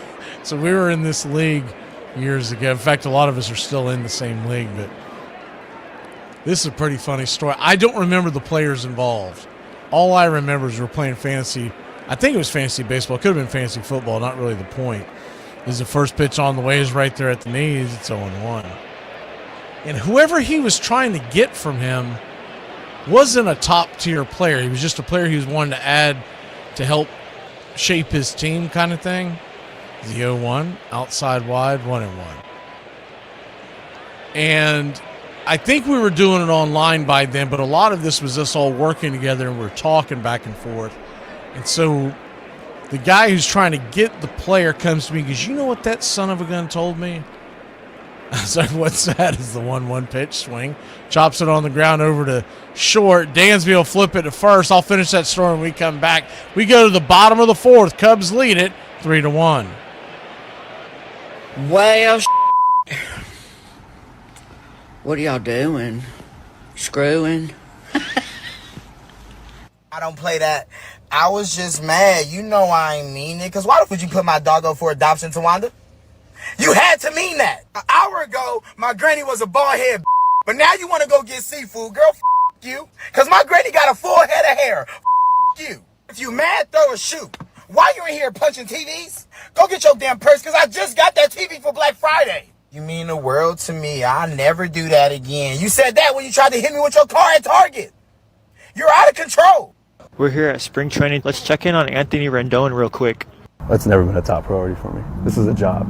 So I do this to make a living. I don't want to talk to you guys at 7 in the morning or whatever time it is. Do you want to like be here playing baseball? I have answered your question. So why do you keep thinking at it? Oh, yeah, you technically answered it. This ass wants to come out and say I wouldn't wish this life on anybody. I went from almost laughing to this gentleman to now despising this man. I'm angry on behalf of anyone who actually goes to work, God forbid, 2 to 3 jobs to put food on the table and pay rent and make sure their kids have what they need to go to school and barely are getting by. That's the life I don't wish on somebody, you ass. Why would you say something this out loud on the day in which you are just now showing up for work for the beginning of the season? Read the room. The fun of recalling something that you saw 5 days ago or 5 years ago or a lifetime ago, knowing that that's there to be plucked back into your life in an instant. Oh, God, that's rare. What's up, Braves country? Looking forward to a great Atlanta Braves season. See y'all at the ballpark. Love you.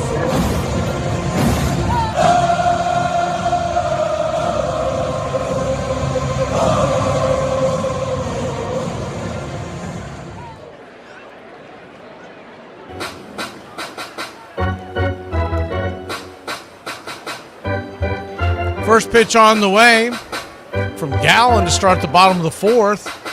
It's right there at the knees. It's 0-1. Righty-righty matchup. Carson Kelly, the batter. The 0-1. Swing and a miss. It's 0-2. Yeah, so back to that story. This is a funny story. You just got to know these two guys' personality. They already had like this rivalry, this beef.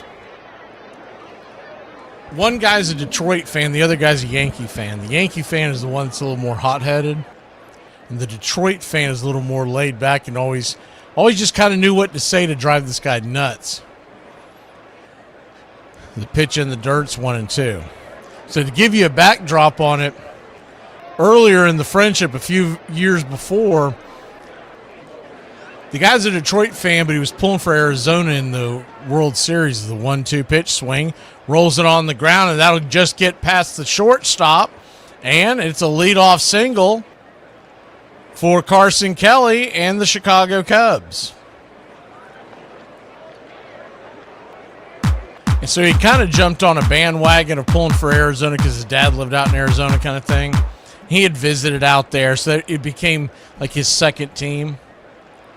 And so when Arizona and the Yankees played in the World Series in 2001, and you remember how it ended, most baseball fans do, with the walk-off single by Luis Gonzalez to win the World Series against the Yankees. This is the 0-1's fouled back. I think these guys were still working together. So he calls the Tiger fan calls the Yankee fan. 0-1 pitch inside. Misses. 1-1. Came very close to hitting PCA, but just missed him. Calls him right after. I mean, it's within moments of the World Series ended. And I know this because I got a call from the Yankee fan after this phone call, and it couldn't have been 5 minutes after the World Series ended. 1-1 pitch, swing, rips it into right field. If it's fair, it's trouble. Went up and he hit the wall. I believe that's a foul ball. It is. Hit the wall before it hit the ground. I wasn't 100% sure at first because of the camera angle. So he calls him, and because they're working together, he's thinking it may be work-related. I better answer the phone, even though he's ticked off about the ending of the World Series. And anybody knows you don't call your friend after they lose a big game. You just let them, there's a grace period. Instead, he calls him and he goes, "How you feeling, man?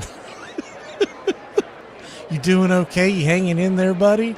And this guy's a diehard Yankee fan. He lost it. Calls me, "You believe this son of a blah, blah, blah, blah. You believe what he said?" Blah, blah. Just losing a gasket over it. So now you fast forward a few years later. The 1-2 in the dirt, 2-2. There's already this rivalry, and constantly, all the time, anytime something would go bad at work and whatnot, because we all work together, I would just look at the Yankee fan jokingly and say, "How you feel, man?" And he'd go, "Shut up, McGee, I don't want to talk about it." So the 2-2 swing, rips it on the ground. That's through for a base hit. And it's a single, and Young comes up firing to third. Here comes the throw, and they're going to actually get runners on second and third. And nobody out, as PCA took advantage of the throw by Thomas. He was throwing it towards third. It was cut off by Perdomo. Perdomo was trying to get him sliding into second base, but he beat the throw. Thomas should have came up and pitched the ball to second, keeping the double play in order. So second and third, nobody out. So they're going back and forth about some fantasy trade, whatever it was, baseball or football, I don't remember. And whatever he's trying to get, it's not a top-tier guy. It's an okay player, but it wasn't a top-tier guy. First pitch on the way, swing and a miss by Dansby Swanson underneath the bat. It's 0-1. And so here comes the Yankee fan marching towards you. He goes, "You know what that Tiger fan just said to me?" I was like, "What?" He goes, "I'm trying to get so-and-so off his fantasy team." I was like, "Yeah, I know you've been talking about that." He goes, "You know what he told me?" I said, "What?" He said it's the 0-1 pitch. Swing, chops it foul. It's 0-2. And you're talking about trying to get a mid player, not a star. He told him, "I don't think there's anyone on your team that I would want." And that just made his head explode. Because he's trying to say to my entire roster, he wouldn't want anybody on my team. The 0-2 count in the dirt, 1-2. It was so funny just the way he did it, man. So I said something to the Tiger fan later, and he goes, He's laughing. He goes, well, I didn't mean it that way. He goes, but it's kind of funny that it came out that way. I was like, you're trying to tell him you didn't want anybody on this team? The 1-2. Inside, almost gets him 2-2. Runners at second and third and nobody out, a 2-2 count. And I've just always had this unspoken thing with my friends. If their team loses, I don't contact them for at least a solid day. The 2-2. Check swing. Did he go around? They checked down the first base line. He did not. So now full count to Dansby Swanson. Second and third. Nobody out. And the top of the order is looming on deck.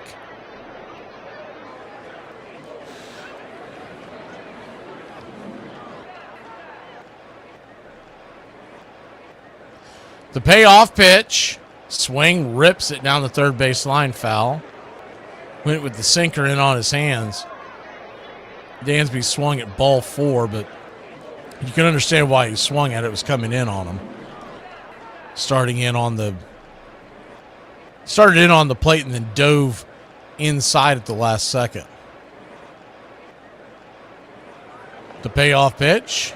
Swing! Just got a piece of that slider. Swanson making them work, keeping it alive. Second and third, nobody out.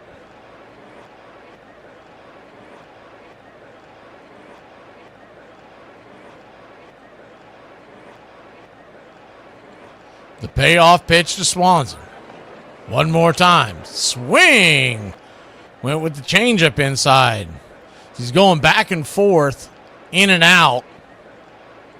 Trying to get him to hit something on the ground.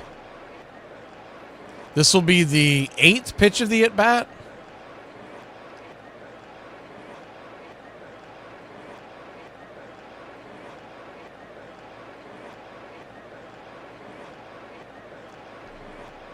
The 3-2. Swing, pops it back foul. Went with the four-seamer that time, and we'll do it one more time. This will be the 10th pitch of the at-bat.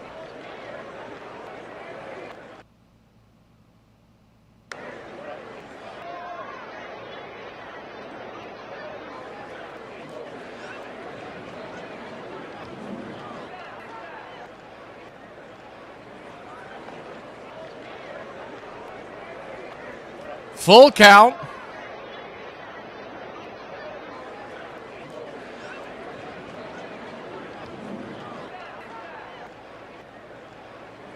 You gotta see what the the payoff pitch. Swing, rips it into left field. That's down for a base hit. Here comes the throw to the infield. They're gonna cut it off. PCA will slam on the brakes at third base, and Dansby Swanson's got a RBI single. And the Cubs lead it 4-1. So the Braves put up on their X account. This is pretty funny. I guarantee you nobody knows what this means. It says May is AANHPI Heritage Month. The Atlanta Braves are celebrating AANHIPI Heritage Month, and it stands for Asian Americans, Native Hawaiians, and Pacific Islanders. As the first pitch on the way is inside. Did he grab the zone? Called for a strike. It's 0-1. I like the way the Cubs are doing it too. I was mentioning it yesterday that the Tigers do this. Braves Vision needs to step their game up. Even if it's not being challenged on as the pitch to Shaw is swung on and fouled back, it's 0-2. Even if the pitch isn't being challenged, the very close calls, they're showing you what the ABS would have been and how close it was. So the Braves put this up, the AANHPI Heritage Month, and there's if you just want to be entertained, just go ahead and look at the comments. One guy put in, y'all would celebrate a mushroom in center field, and the other guy, which I thought was funny as hell, is the pitch on the way. It goes to the backstop, and that'll roll to all the way to the backstop. PCA will go down to home plate and touch it, And it's 5-1 Chicago. Dansby goes to second. But the other comment was, you're just making stuff up at this point. And then the other guy said, I think we need a few more letters. You knew that was going to get comments from the peanut gallery. 1-2 pitch, swing and a miss, strike three. Gallen finally gets an out in the inning. And there's one away.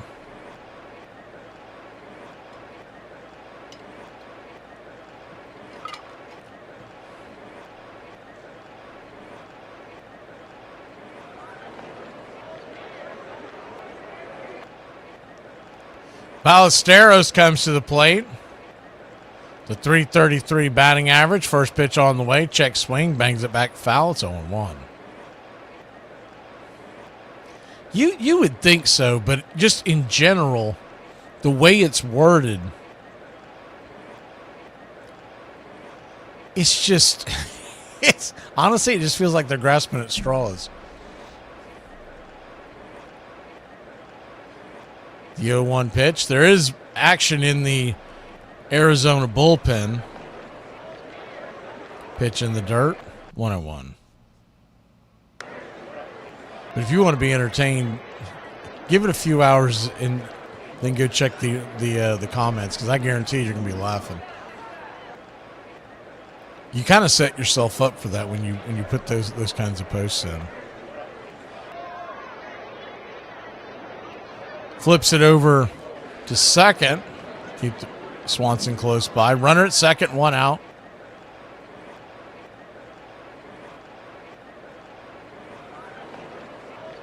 It was like the one that recently, and I don't even remember the acronyms. There were so many, it wasn't really an acronym. It was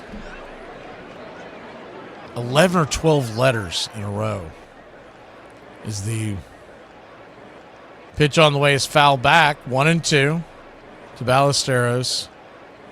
But it was what used to be called the LGBT community. Instead, this lady, she was on a forum on stage somewhere, and she rattled off. It was like 12 or 13 letters. I kid you not. Is the 1-2, chops it foul. And it got to the point where, like, nobody was even talking about what she wanted to originally talk about. I honestly don't remember what that was, what the actual... It was the fact that everybody was just dragging her for using, like, all these different letters in the acronym that loses its meaning to begin with. The 1-2, swing, foul, pops it up, let it stay in play. Giving chase into left field, making the running catch. 2 down. First it looked like it might be heading towards the left field stands, but it stayed in play. Wind pushing it a little bit. Good running catch out there by Barossa. And Alex Bregman will come to the plate. Sleepy.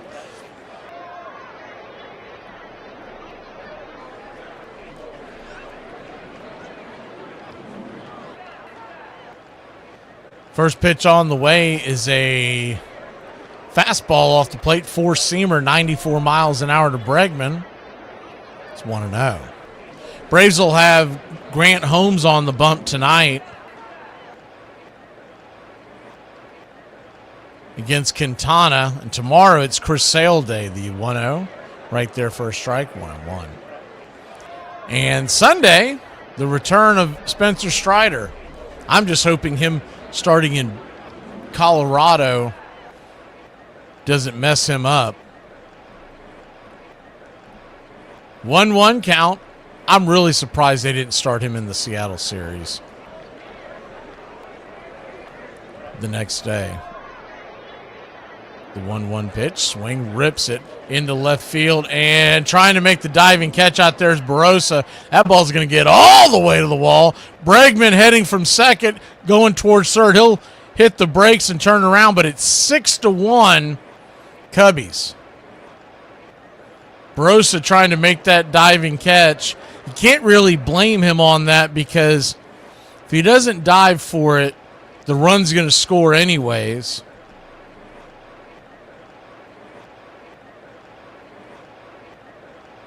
Man, he was so close to making that catch.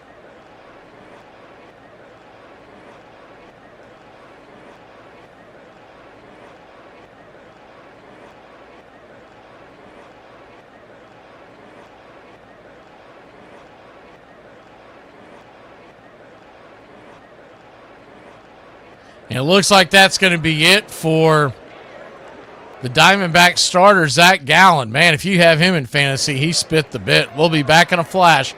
6-1, bottom of the fourth. I don't get offended when people tell me that I look tired. I am tired, and God forbid I look like what I am. Maybe then someone will look at me across the room and go, should I bother her with my useless bullshit today? Maybe not. She looks a little bit tired. And then we'll all live happily ever after, because on that day, I was left alone. Y'all, my 6th grade teacher used to tell me if I didn't do well in school, I would wind up working on the back of a garbage truck. Little does she know the garbage man actually makes more money than she does. What did the buffalo say to his son when he left for college? Bison.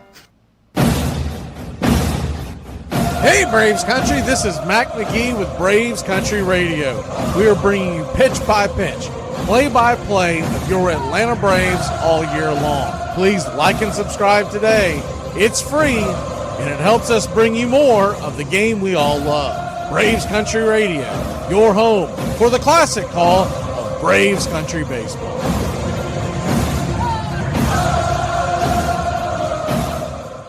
I've been worried sick. Relax, honey. I just took him to the mall to hang out. The mall closes at 9. It's 12 o'clock.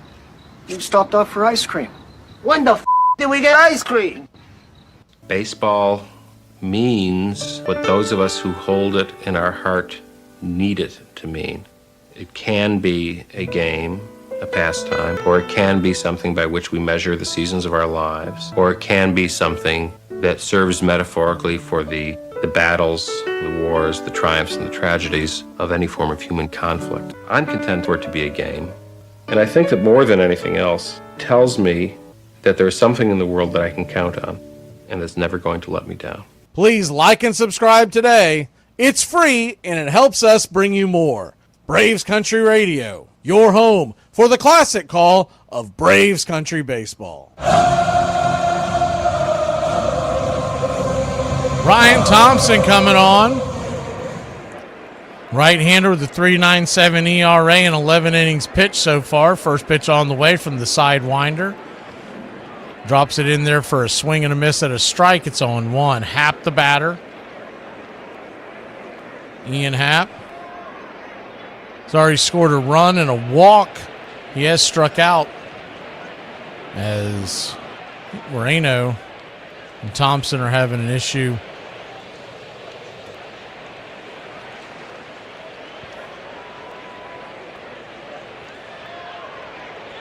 PitchCom device is what they thought it was, but Moreno, for some reason, thought he wasn't getting him. I guess he's saying, well, then throw what I'm telling you to throw if you're getting the call. The 0-1 pitch. Sinker at the knees. It's 0-2.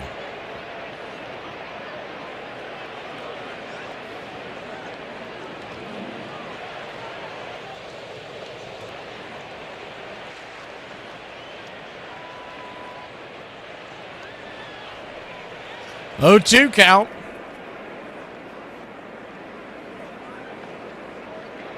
Something's going on here now. I guess we are getting a PitchCom issue. Home plate umpire Mike McClinsky is motioning to the Arizona Diamondbacks dugout.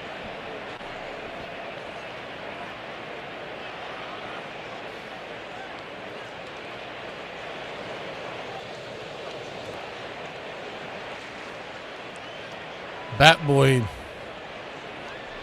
bringing a new one out to Thompson.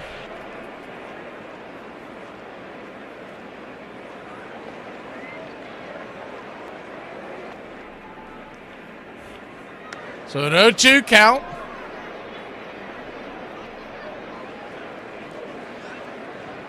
Yeah, it tends to be like that on the day games, Charlie. A lot of people are just listening at work. That's why sometimes I enjoy these day games because I get to actually see what y'all are saying because I normally don't see them right when they happen. It takes me a few minutes to. At the night games, it's going so fast. I'm like, I don't know what y'all are talking about. Pitch in the dirt. 1-2.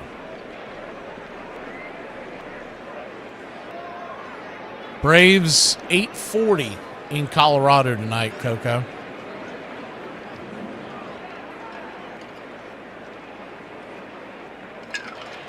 They have a little bit of oddball times this weekend. It's 8:40, 8:10 Saturday, and then 3:10 on Sunday. I don't know what in the world they could possibly be talking about. Is it still the pitch column? I think Thompson's telling him, I got 2 pitches, man. It's either going to sink or it's going to come to you straight. I've got 2 pitches in my arsenal. And they're both coming to you sidearmed.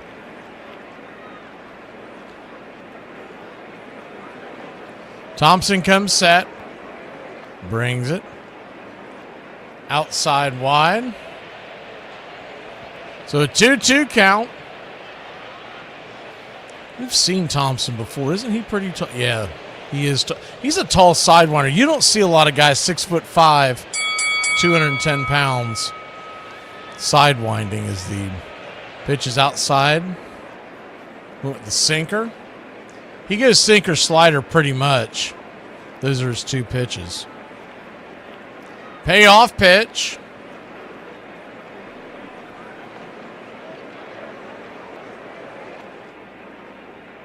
Misses outside, sinker once again, and ball 4. He started with the Tampa Bay Rays in 2020, came over to Arizona in 23 at the deadline. He's been there ever since. He's got a career ERA of 3.56. He's set to face Seiya Suzuki.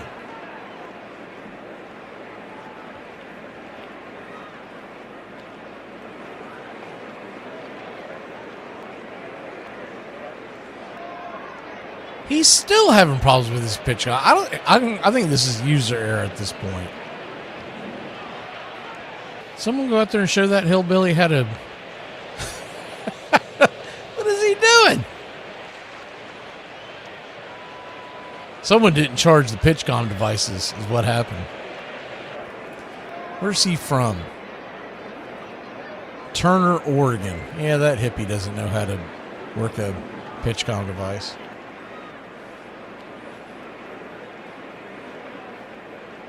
Good to see you, big truck.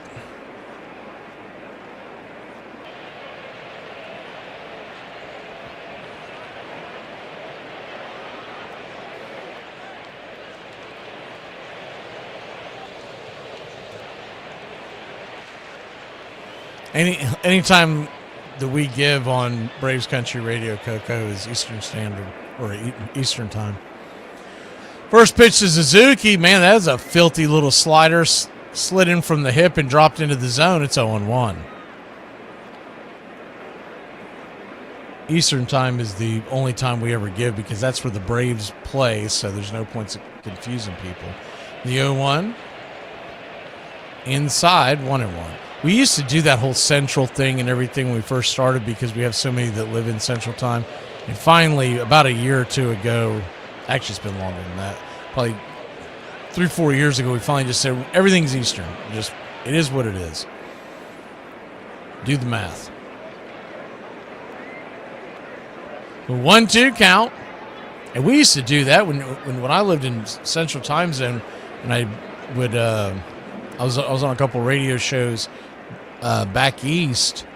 We still did everything Eastern because it's just too confusing.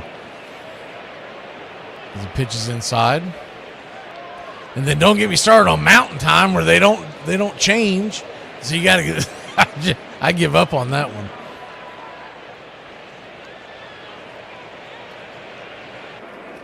Two on, 2 out, a 2-2 count.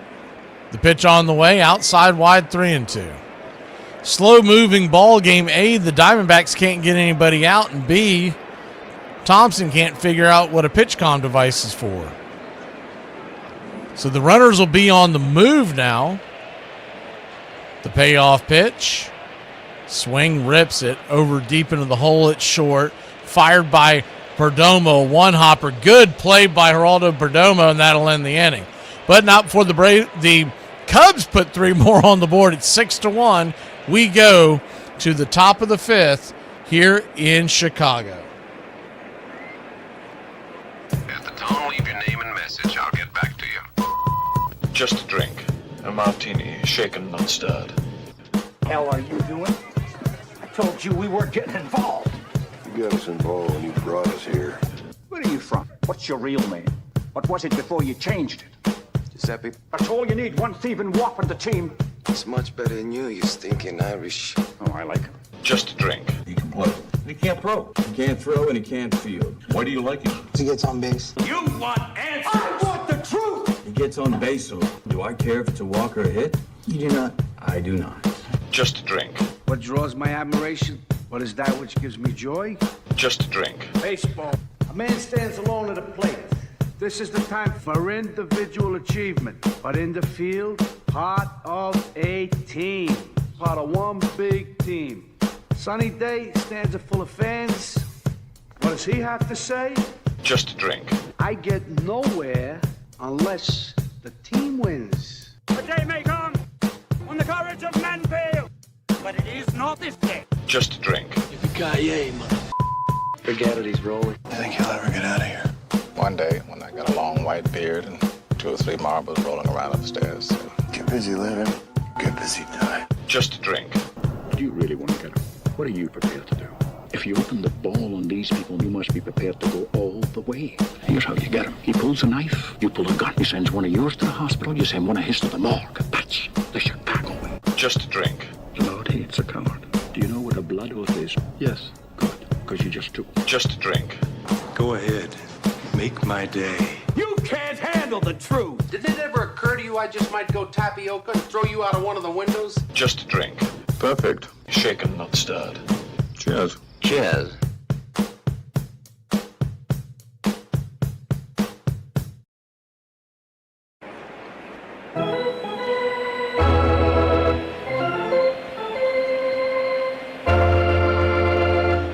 Six to 1 your score. Rhea versus Perdomo to start the top of the 5th inning. You wonder if that long delay might be an issue for Colin Rhea because he's sitting there in the cold waiting for Thompson to figure out a pitch comm device. And Gallen getting batted all around the field. The 1-1 down below the knees, curveball, 2-1.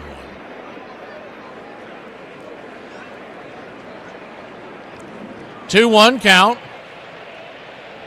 Yeah, I absolutely hated moving back to East Coast time. I mean, I've gotten used to it, but it sucks, especially like if you're into all sports. Even football games won't start till 8:30 at night sometimes. The pitch on the way, swing, lifts it high into center field. F8 in your scorecard, and there's one away.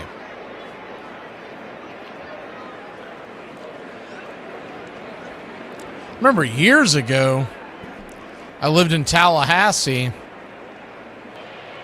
and I had just moved from Tennessee at that point. This is late 90s, early 2000s, before I moved back to Tennessee. But anyways, back then, Monday Night Football came on at 9 p.m. Eastern. Woof. First pitch is right there for a strike, right down the pipe. It's 0-1. And though I worked in the restaurant business, so we had later hours to begin with, if you had to open the next morning, man, the 0-1, right there for a strike. It's 0-2. Time being called by Vargas. 0-2 count, 6-1 your score. But they would start these games at 9 p.m. and they wouldn't finish till 12:30, 1 o'clock most times. The 0-2. Swing and a miss. Strike 3. They're going to say it's a foul tip in the dirt. Home plate umpire McClinsky checked the ball to see if there was any soil on the ball. Yeah, it definitely hit the hit the ground. Good job by McClinsky to check the ball. The 0-2. Swing rips it up the middle, and diving attempt by Dansby Swanson, but that'll be a base hit for the Snakes. And Arizona's got 1 on, 1 out. Start the top of the 5th. Good piece of hitting there once again.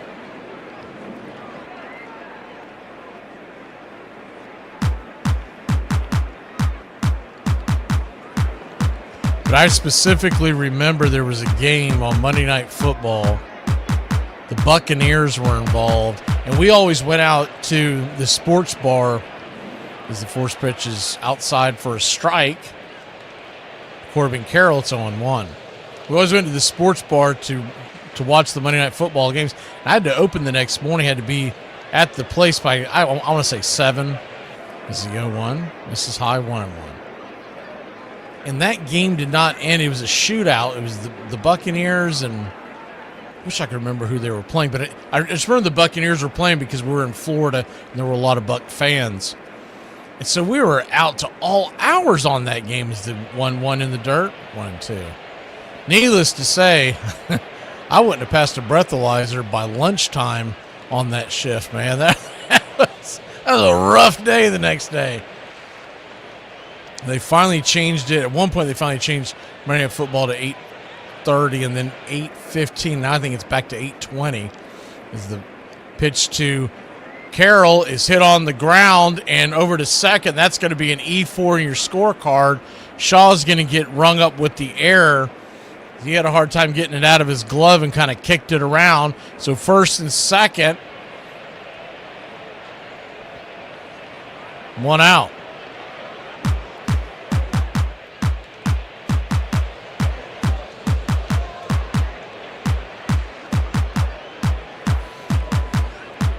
But I think Monday night and Sunday Night Football is now at 8:20.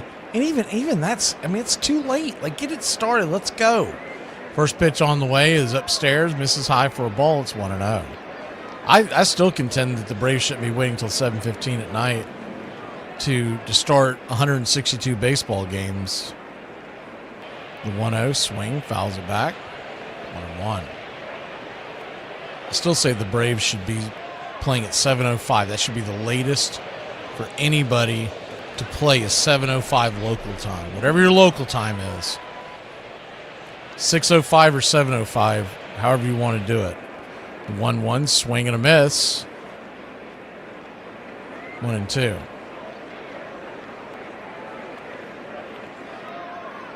I think the Braves are the only one that still do it that late. I know Toronto goes 7 past the hours, the 1-2 in the dirt. 2-2. But there really is no reason for them to wait that. The only reason why they wait that long is because they want to sell the commercials from when they come on the air at 6:30 for their pregame show. If you've ever watched that, it is nothing but commercials. The 2-2. Swing, fouls it away. Do it again. And they'll try to claim that it's for the fans to be able to fight traffic in Atlanta, et cetera, to get to the ballpark. That just isn't the case anymore. That's an old wives' tale. The 2-2, outside wide, full count. The Diamondbacks trying to puncture into this league. Del Castillo about to see his 7th pitch of the at-bat. The payoff pitch. Swing, fouls it away. We've talked about this in the past, though. When you're trying to get young fans into a game like baseball and get to where they want to watch it every single day, right? And you got to start the games earlier because parents don't want to put a kid to bed during the 3rd inning. Is a 3-2 pitch. Swing, hits it up the middle. Backhanded by Shaw. Shovels it to Dansby, and they're going to beat out the double play. They will get the runner at second, and the Diamondbacks will have runners on the corners with 2 outs.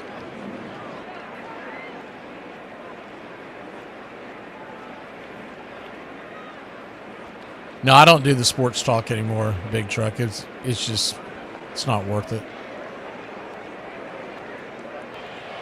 Used to do it in the St. Augustine area down here and a bunch of other independent stations, but righty upstairs for a strike. It's 0-1. If it becomes worth my time, I'll do it. But I tried to wear 2-3 hats when we first started doing this play-by-play, and it just wasn't worth it at the end of the day. The 0-1 swing, lifts it down the right field line, bending, out of play. It's 0-2. Because something that folks don't think about when you start talking about doing a daily sports talk show and also doing daily play-by-play, your vocal cords can only take so much. So you have to manage your time with that alone. Runners at the corners, 2 outs. The 0-2. Swing, fouls it back. We'll do it again.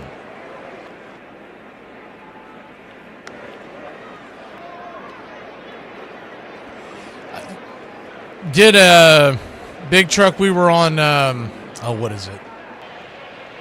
I bet you I'm going to get the call letters confused. I've been on so many stations. I believe that one was WAOC out of St. Augustine. Is the 0-2. Down and away, 1-2. And I was the, if you ever listened to the old Greg Larson show, he passed away several years ago. But 1-2 count. Caught looking, strike 3. Got to swing the bat there, Moreno. My God.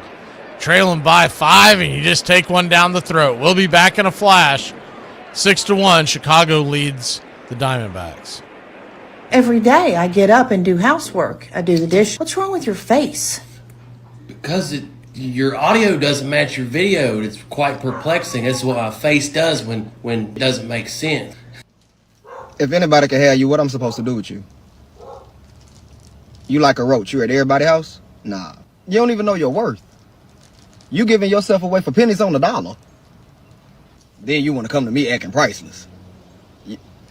Girl, God is going to love you unconditionally. And I love that for him. I love that for the Lord. However, my condition is, act like you're worth more than a hot and spicy.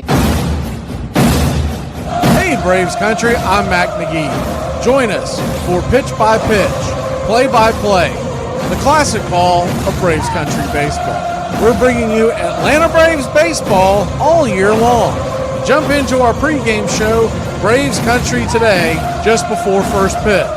Stick around for the postgame show, Braves Country Tonight, where we will open up the phone lines and react to your calls or your comments all year long. That's Braves Country Radio, pitch by pitch, play by play, your home for the classic call of Braves Country baseball.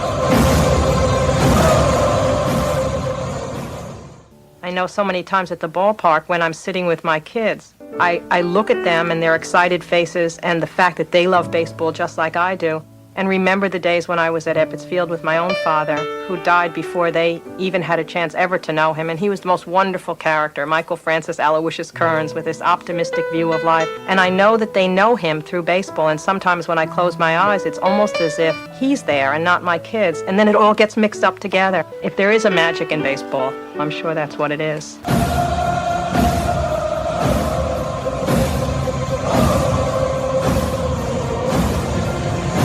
Welcome back. But yeah, back to what we were talking about. I was the, I guess for lack of a better term, the producer of the Greg Larson show for a while. As the first pitch on the way. Inside for a ball, it's 1-0.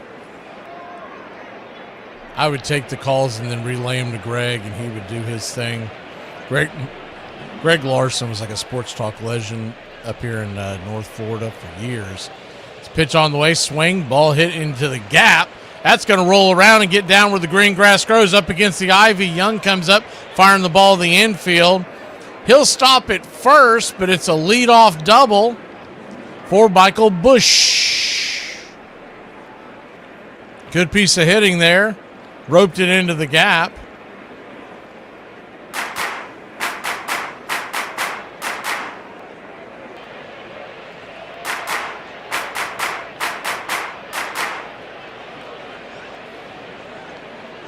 He did sports talk in Jacksonville for a long time. Then he moved to St. Augustine, and That's where we met.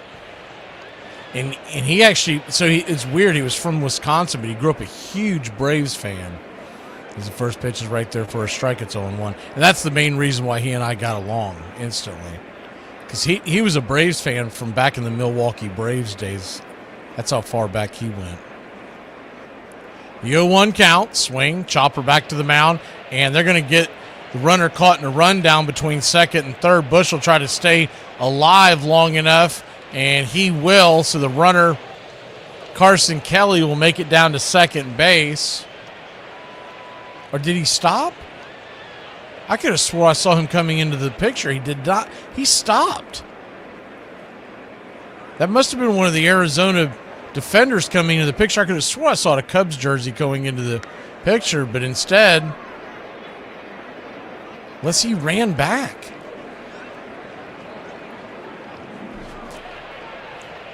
So runner at first, 1 out. That was weird.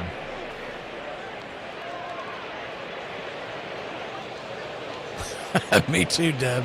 First pitch on the way, swing, lifts it into center field. F8 in your scorecard, and there's 2 down.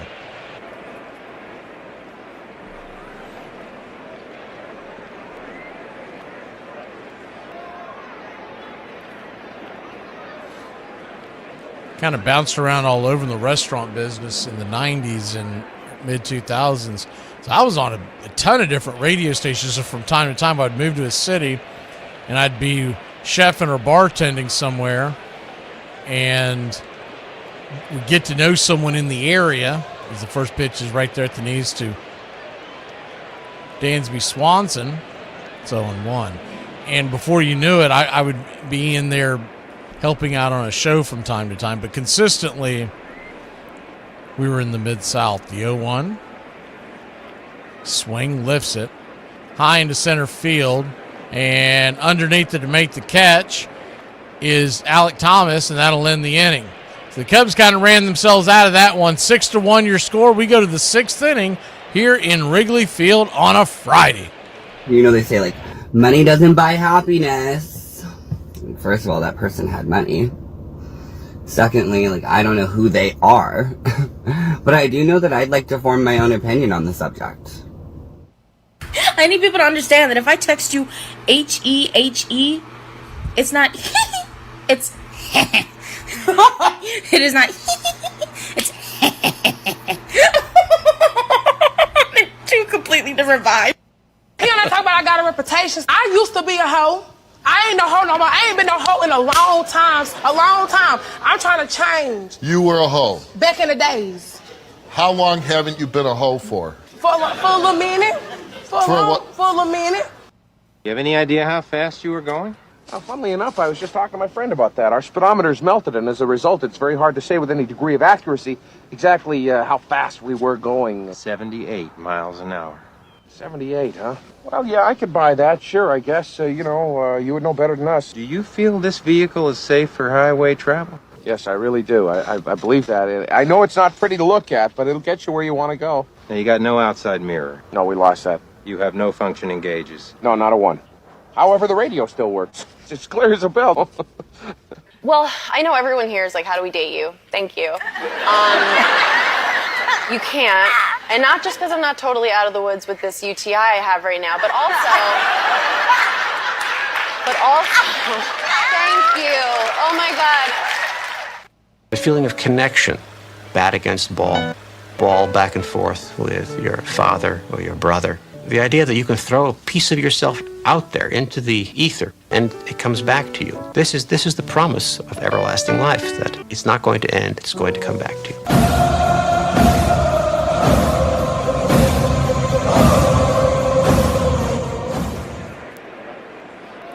Welcome back. Cubs lead at 6-1.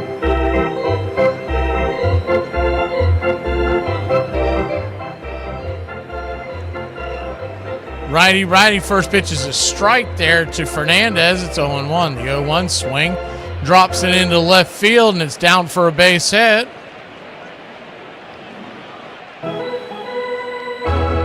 Diamondbacks trying to find some life here. Top of the 6th inning. Trailing by 5.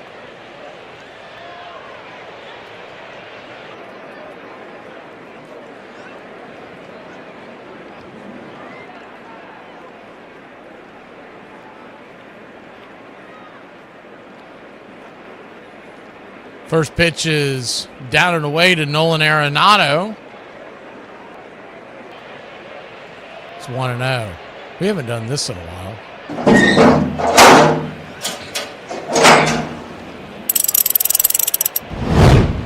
What I am, that's all what I am.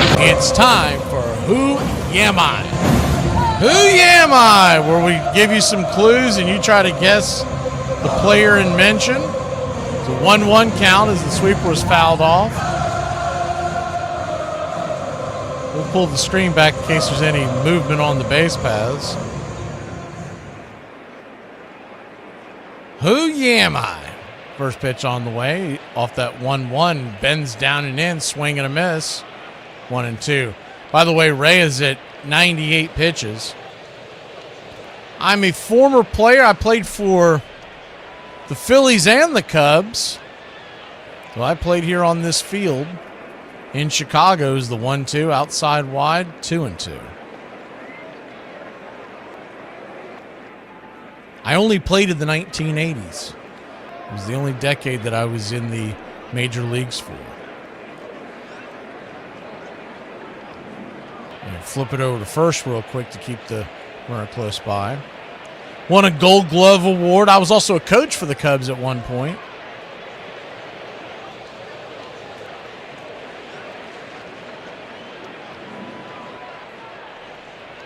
The 2-2.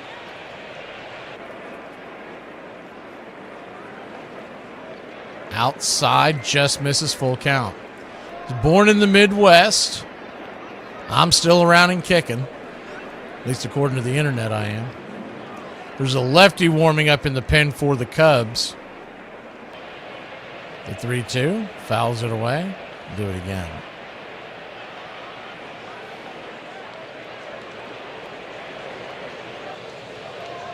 Had a career WAR of just over 6.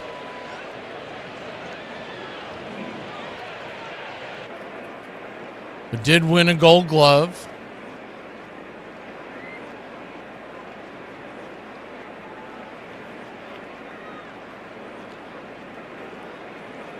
Full count. Pitch on the way. Swing and a miss. Arenado chasing one below his knees, and there's one away. That pitch just fell off the table.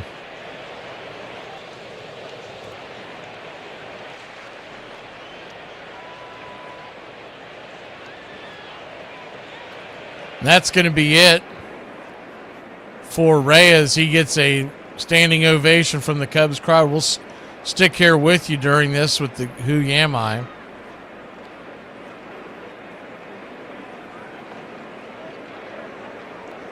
I won a pennant with the Cubs in '84 right after winning a pennant with the Phillies in '83.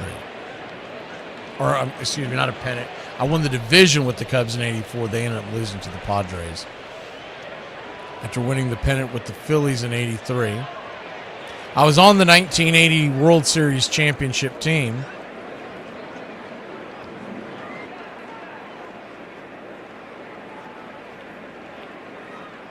Those are the only two teams I have played for, is Philly and Chicago.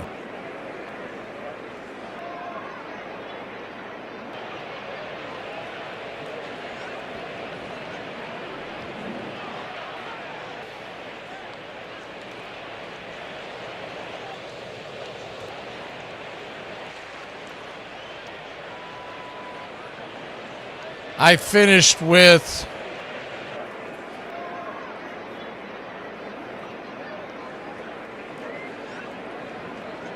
just over 20 home runs in my career and 150 RBI. Had a batting average of over 250.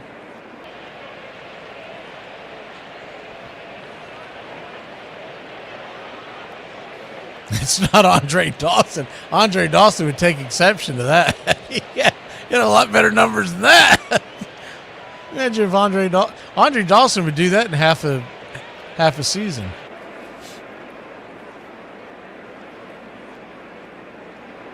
Had over 200 stolen bases.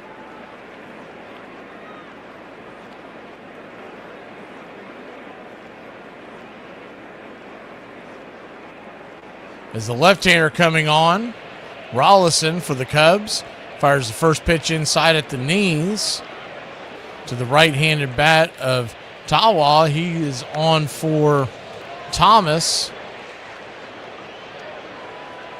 0-1. Runner at first, one out. The 0-1 from Rollison. Kicks and fires. Misses high, 1-1. 1-1 count.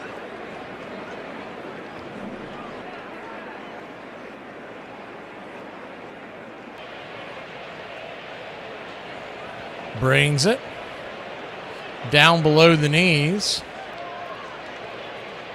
Ball 2-1. It's gone four-seam. Start the at-bat. No, I'd Ryan Sandberg. Y'all are guessing too big of names here. The 2-1 pitch in the dirt. Ball 3-1. I don't know if anybody's going to get this. I remember them, but you can make a strong argument. I know too much about baseball. Should probably know a little less and a little more about other things. The 3-1 count.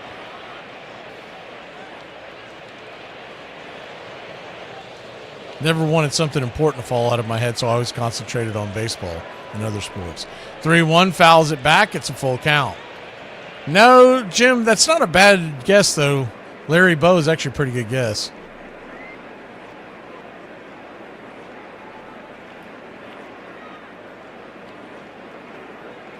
See if there's any other good.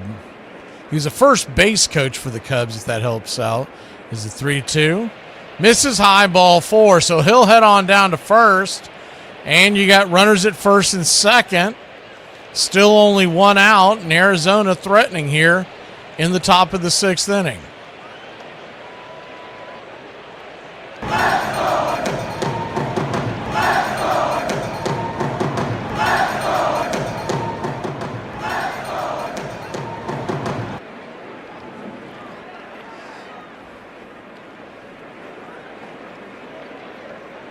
Lefty-righty matchup as Barossa comes to the plate. He shows bunt.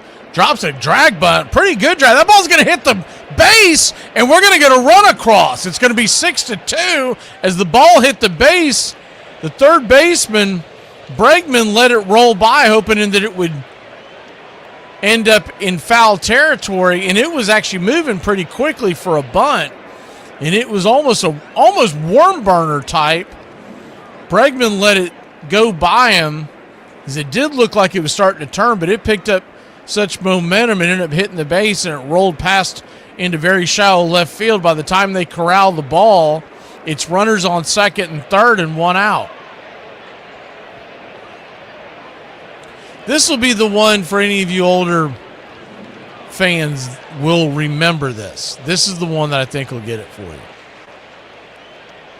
In 1984, he won the Gold Glove, and his nickname was the Deer in Wrigley Field.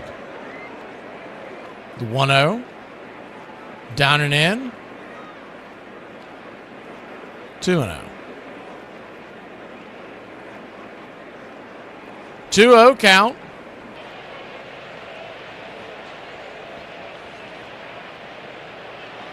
Turns and kicks. Swing, rips it deep into left field. That ball's got over the wall, and we got a 6-5 ball game. Perdomo cranks one over the ivy, just barely into the basket, and it's a one-run game.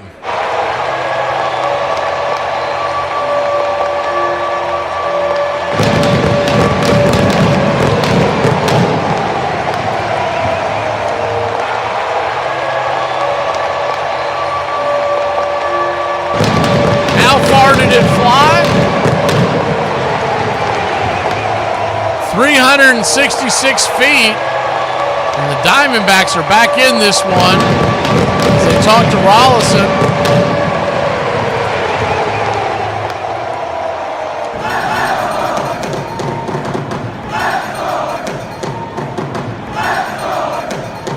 Cubs are warming up Webb in the bullpen, the right-hander.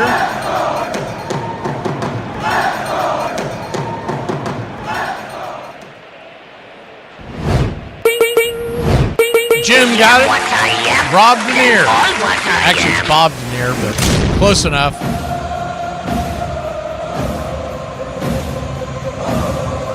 Robert Eugene Denier that went as Bob Denier in his playing days.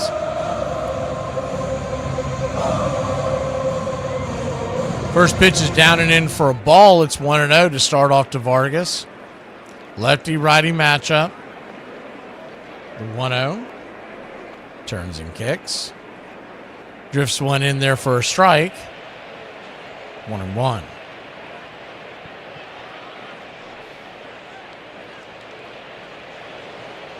One count.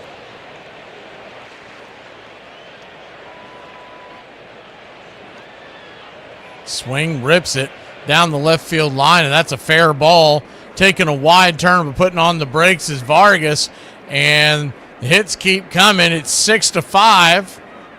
Arizona here in Chicago. Arizona trailing in Chicago, excuse me. I think it was last year. Cubs fans would remember this better.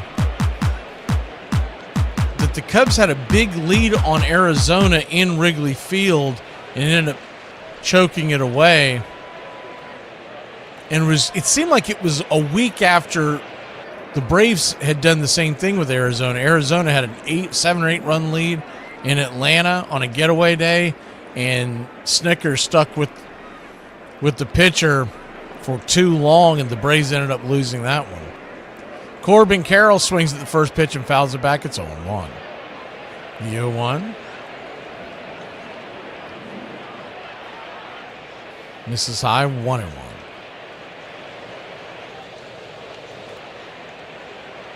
1-1 count. Swing. Lifts it. Deep left field, giving chase. Running out of room down there is Ian Happ into the seats about 5 rows back. 1-2.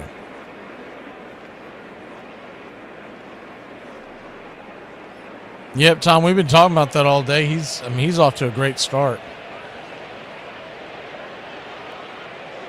It's 4 for 4 on the day.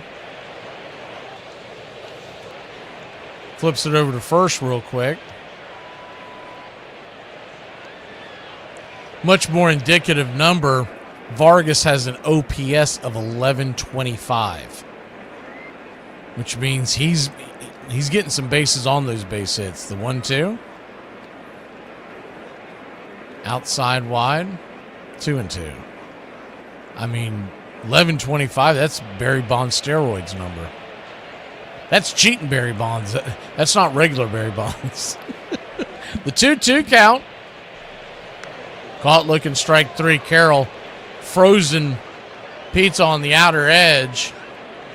Slider just nipped the corner, and there's 2 down.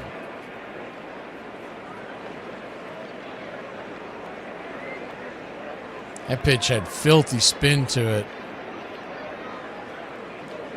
And Carroll's angle, he probably thought that pitch was going to go off the edge, so he left it alone. The first pitch to the left-hander, Del Castillo. It's right there for a strike. It's 0-1.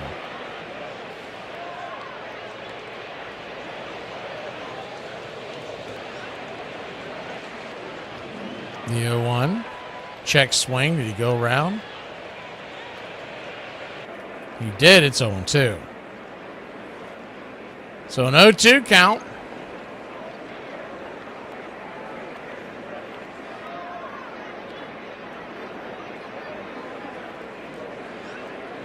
Check swing. Did he go around the check down the third baseline? He did not. 1-2.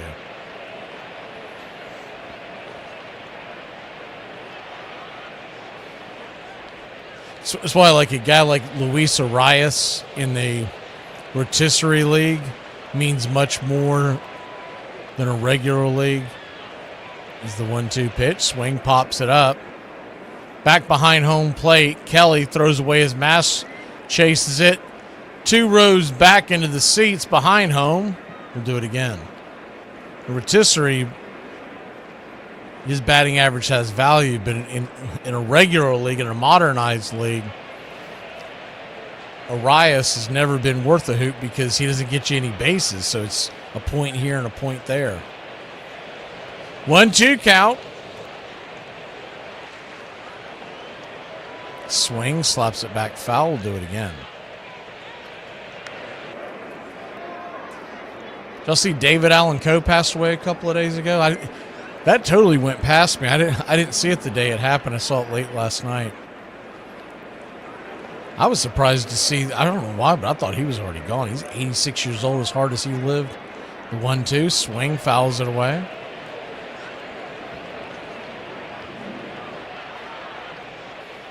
That's more impressive than Willie Nelson is at his advanced age, because Willie's always just been smoking a little herb. David Allen Coe was doing anything that wasn't tied down for about 30 years. Probably 40 years. The 1-2. Swing and a miss, strike three, and that'll end the inning. We'll go to the bottom of the sixth. We got a one-run game. Far from over here in Wrigley.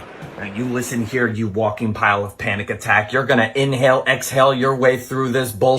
If it's the last thing you do, your thoughts aren't real, your mind hates you, but you're going to give it the old and you're going to be okay.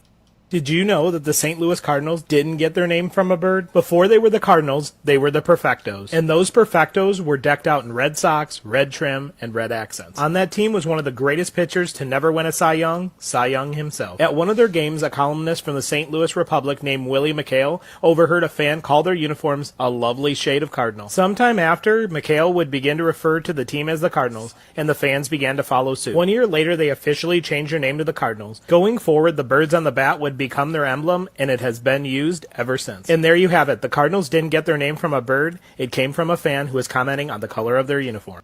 Some days you gotta wake up and say, I got a fat ass and a good heart. And that's gotta count for something. Can I get an amen? I don't trust stairs. They're always up to something. On October 14th, 1992, the Pittsburgh Pirates were in Atlanta, facing the Braves in the seventh and deciding game of the National League Championship Series. With 2 outs in the bottom of the ninth, Pittsburgh led 2-1, but Atlanta had the bases loaded. A pinch hitter, Francisco Cabrera, who had had only 10 at-bats all season, was at the plate. And now the Braves season hangs in the balance. 2-1. Line drive and a base hit! With the tying run in, most assumed that the runner on second, Sid Bream, hobbled by 5 knee operations, would be held at third, but the third base coach sent Bream anyway. Bream to the plate! And he is safe! Safe at the plate! The Braves go to the World Series!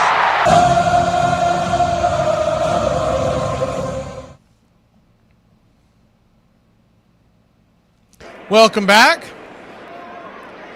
Brandon Garcia, the southpaw, coming on for the Arizona Diamondbacks. I know some of y'all probably don't follow country music. Like, I don't think John does, but yeah, David Allen Coe's up there with the Highwaymen. He's not necessarily one of my favorites, but he had some great songs. Lefty-righty matchup. Good songwriter. First pitch on the way is upstairs outside for a ball. It's 1-0. I was always more of a Waylon Jennings fan, but you couldn't raise Cain in the Mid-South in the 90s and not know David Allen Coe. The 1-0, high and outside the zone. Ball 2-0. 2-0 count.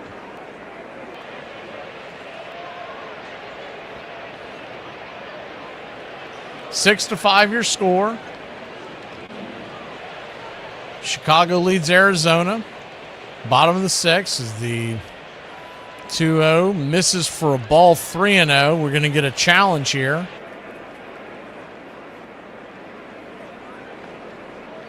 And they will get that overturned.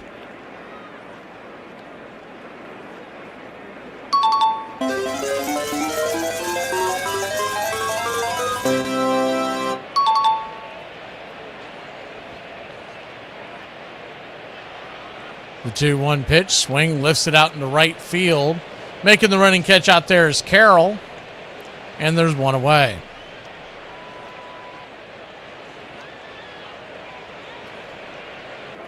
Deb, it's freezing. Where do you live, Deb? What area of the country? I mean, we don't need to know your address. Ballesteros coming to the plate. First pitch just grabs the outer edge wide for a strike. It's 0-1. Lefty-lefty matchup. You must be up there near Cubs country. The 0-1 inside. 0-2. I know it's in the 40s in Wrigley. The wind blowing in about 15 miles an hour. I was fortunate. The one Wrigley game I went to years ago, it was Cubs and Marlins, and it was a sunny day, and I'd say it was around very low 70s. Swing, that ball's fouled back. 0-2.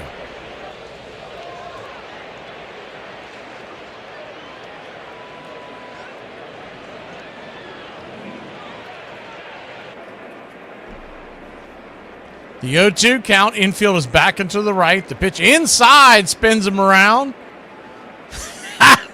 There's a couple of Cubs fans behind home plate that just jumped up and given the what for to the pitcher. I'd say they've had a couple of cervezas. They leaped to their feet. The 1-2. Upstairs caught looking strike 3. Looked high. Probably should have challenged that one. 2 down. Oh, in Ohio. Okay. Yeah, you're not too far from there then. It's amazing to me that it's in the 40s in April. Or, sorry, May 1st. The first pitch upstairs for a strike to Bregman. Another blown call. It's 0-1. You're going to get a lot of these, though, because the umpire's ready for this game to be over with. They've been standing out there. It's a slow-moving ball game. The 0-1.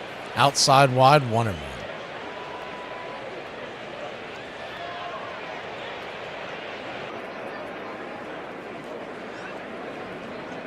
One count. Bregman digging in. 1 for 3 on the day. The pitch. Swing. Lifts it into left field. Running into the corner. Running the corner. Making the running catch is Tawa. What a great catch. Sliding catch in the corner. And that'll end the inning. So 3 up, 3 down, but a hard hit ball by Bregman. 6-5. We go to the 7th. Okay, listen. I might not be good looking, but let me tell you, my personality is also a show. I literally have nothing going for me. Hey Braves Country, this is Mac McGee with Braves Country Radio. We are bringing you pitch by pitch, play by play of your Atlanta Braves all year long. Please like and subscribe today. It's free and it helps us bring you more of the game we all love. Braves Country Radio, your home for the classic call of Braves Country Baseball.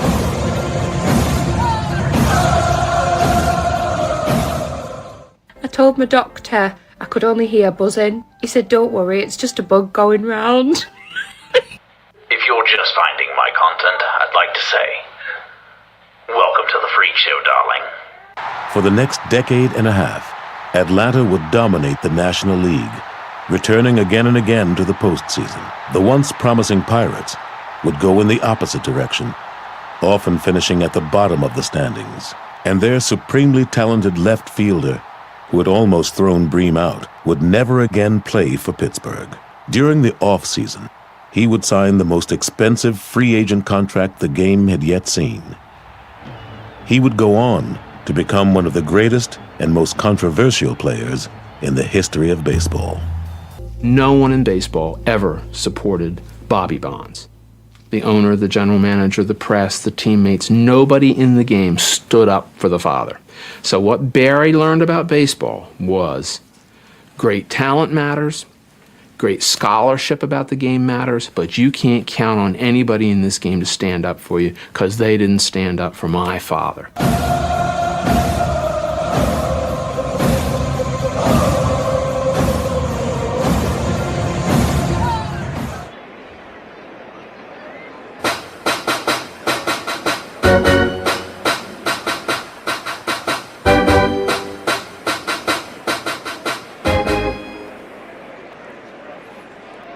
Phil Matone is on for the Cubs, the right-hander.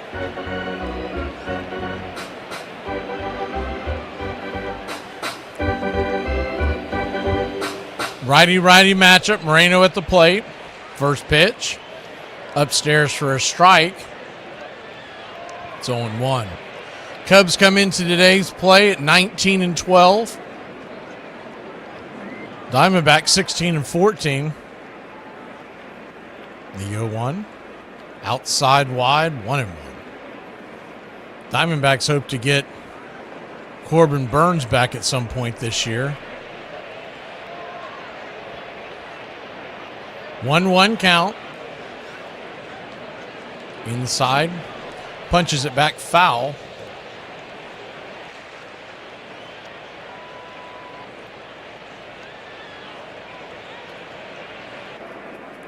You got Moreno, Fernandez, and Arenado due up in this inning.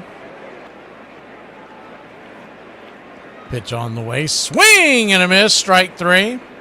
And there's one away.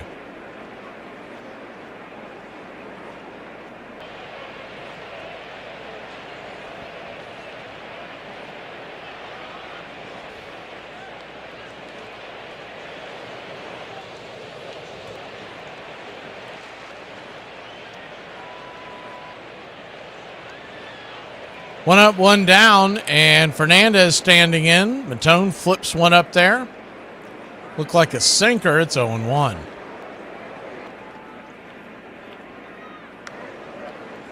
Righty-righty matchup. The infield back and to the left. The 0-1. Swing. Fouls it back. It's 0-2. Braves Country Radio this weekend. We got the Braves and Rockies tonight. 8:40 first pitch. Come on the air at 8 o'clock. Tonight at 6:30 for you Country Club members. Braves Country Today. We go over the Rockies series and all the other news and notes. Saturday, 8:10 first pitch. Come on there at 7:30. Braves and Rockies.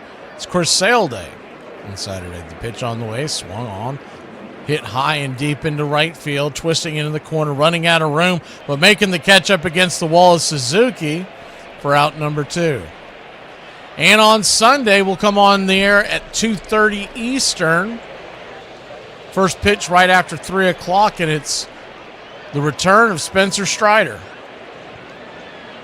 He'll get his first tosses of the 2026 season. In his last couple of starts in the minor leagues, he looks like he's got his velocity back now. We'll see if it transforms into the major leagues, but as the first pitch from Matone is in and out of the glove, Kelly, it's 1-0.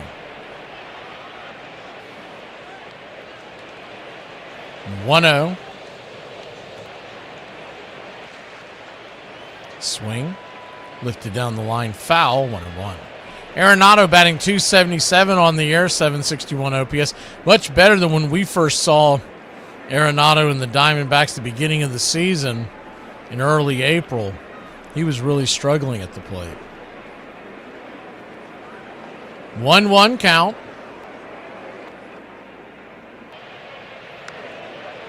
Right there at the knees.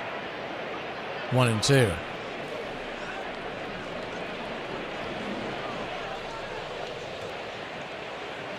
Bottom half of the order will be due up for the Cubs in the bottom of the 7th. The 1-2. Swing and a miss, strike 3, and that'll end the inning. It's time to get up and stretch. Braves Country here in Wrigley Field, where it all began.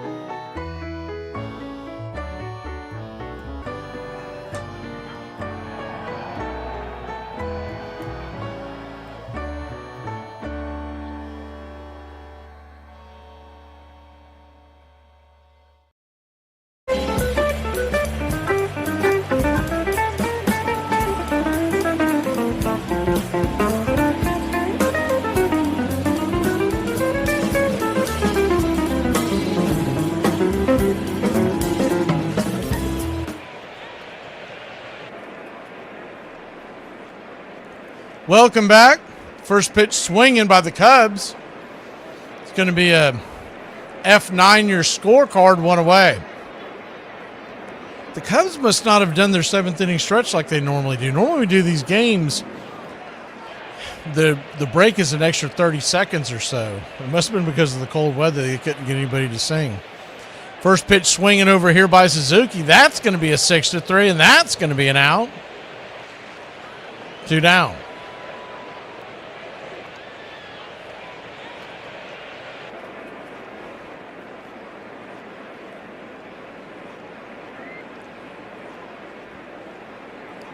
Y'all talking about a good 3-game parlay. Let's play the game here. Let's take a look and see what's on the docket today in the world of Major League Baseball. You're going to do a 3-game parlay in Major League Baseball.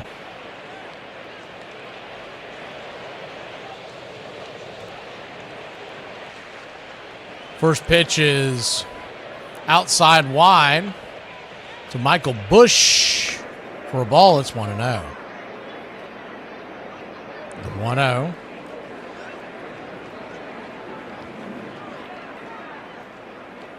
Inside high. Ball 2-0. The 2-0 count. Well, one thing's for sure. You got to like the over in the Colorado-Atlanta game as the pitch on the way. Right there for a strike, 2-1. The over-under is sitting at 10.5. It's pretty mild temperatures out there in Colorado. Swing and a miss, 2-2. And you've got Holmes, who's been okay, but he hasn't been dominant, versus Quintana, who's a soft tosser. You would think the runs would be aplenty out there. Pitch misses outside, full count. So a full count, 2 outs.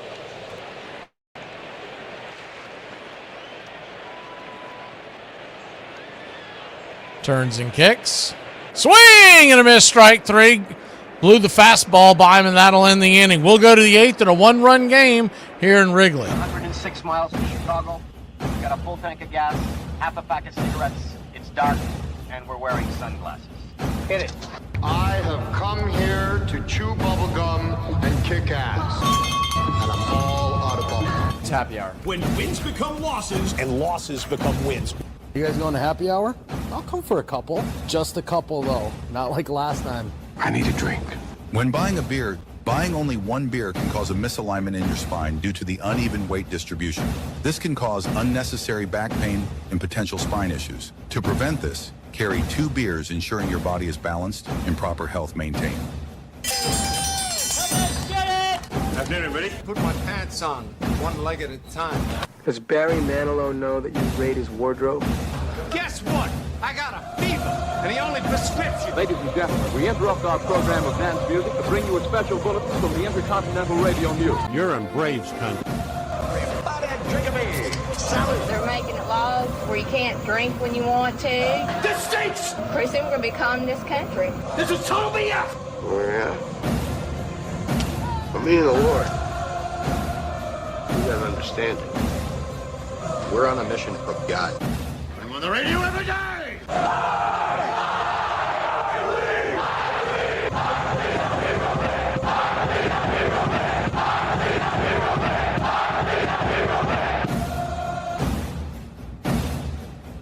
If you want to stop me, you're gonna have to kill me!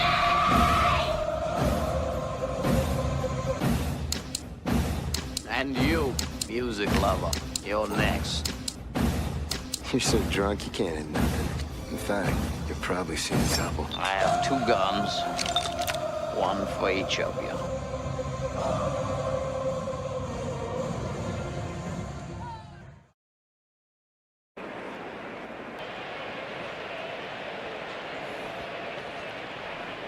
Top of the 8th we go in a 1-run game. Cubs lead at 6-5.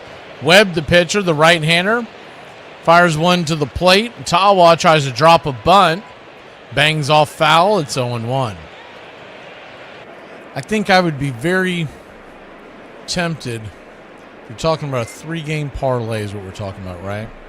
Give me the Yankees. I'd have to see the money line number, though. Is it Warren's on the hill. He's been pitching pretty well. 0-2 count.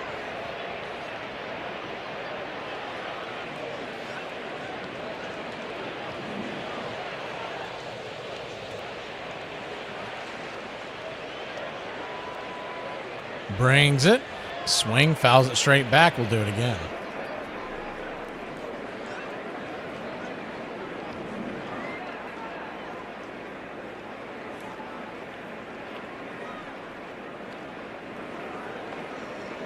Cubs 6, Diamondbacks 5. Pitches in the dirt. 1-2. Let's see what that Yankees numbers. -190. Against Povich has been pitching pretty well, but you gotta like your chances in Yankee Stadium with Warren on the hill. The pitch on the way, swing. Peppers it foul into the stands. We'll do it again. The guy that I'm most intrigued about, I wouldn't lay a bet on it. This kid Bennett that's coming up for the Red Sox has got really good numbers. He's at home against the Astros. The pitch is hit high in the sky. First base side, foul territory. Making the catch is Michael Busch, and that'll be the first out of the 8th inning. It'd be really tempting to take the Red Sox on the money line because this kid looks phenomenal. Burrows is on the bump for Houston, and he's been wonky at best.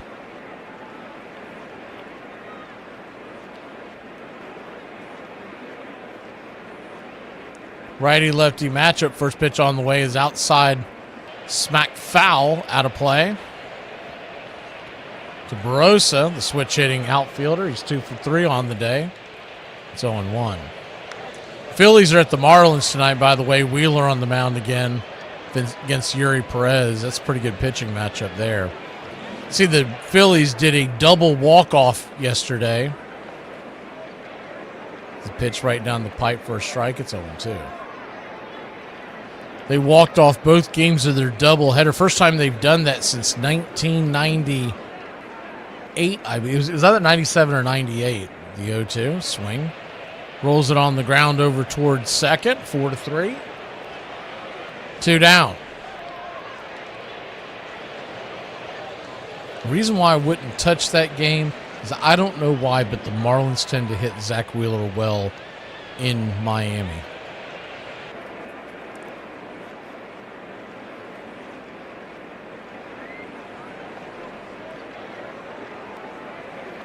First pitch is upstairs, misses high for a ball. It's 1-0.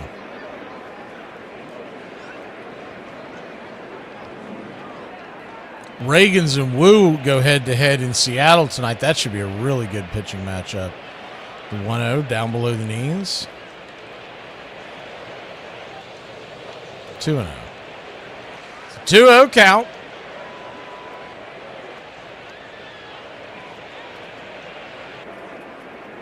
Brings it right down the pipe for a strike. 2-1.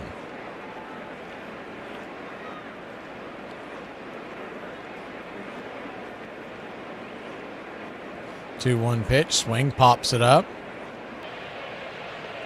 Out of play over the third base dugout. Chicago 6, Arizona 5, top of the 8th inning.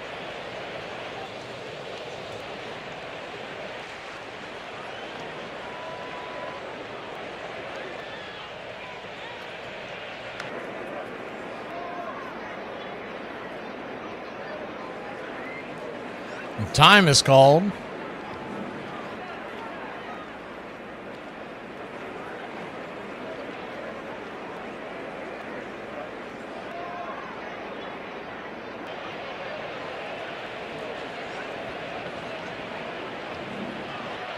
The 2-2.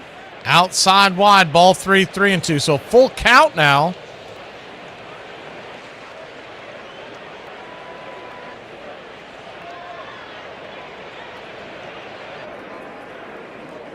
Pitch on the way, swing. In and out of the glove of Kelly. We'll do it again.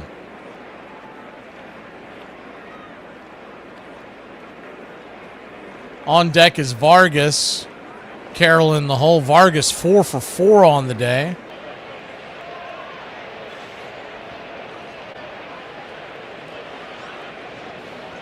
The payoff pitch. Swing and a miss, strike 3. Got him with the gas, and that'll end the inning. We'll go to the bottom of the 8th here in Wrigley. Cubs needing some insurance, leading by 1 over Arizona.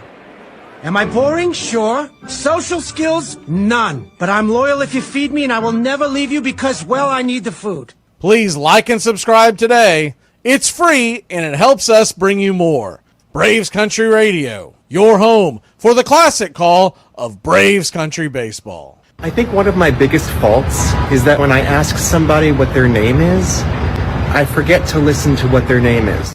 On July 15th, 1994, in a game between the Chicago White Sox and the Cleveland Indians, umpires confiscated a bat belonging to the Indian star slugger Albert Bell. They suspected Bell had tampered with it, illegally hollowing it out and filling it with cork to enhance his bat speed. Bell's teammates were worried.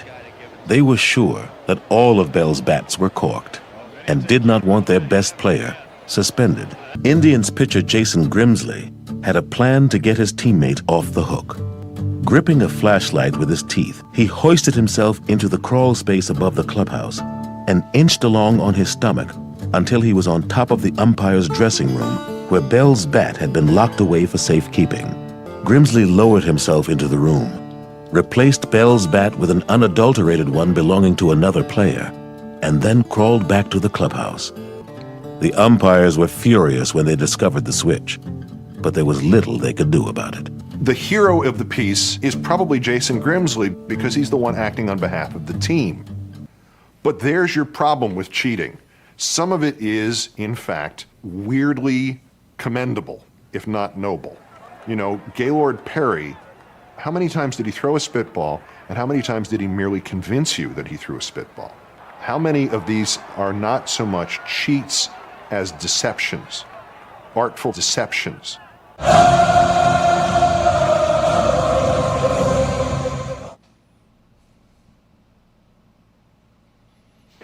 Welcome back. Kevin Ginkel, the right-hander, coming on with a 3.95 ERA. 31% strikeout rate, a 50% ground ball rate. Former closer for the Diamondbacks fires the first pitch. Slider off the edge for a strike. It's 0-1.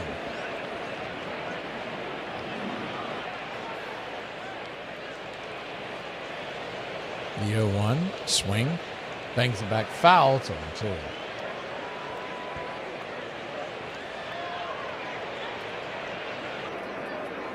(0-2) count.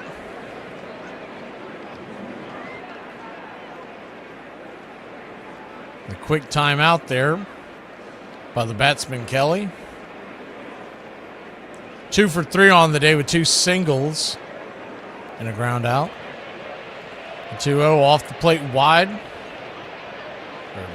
The 0-2 off the plate wide, 1-2.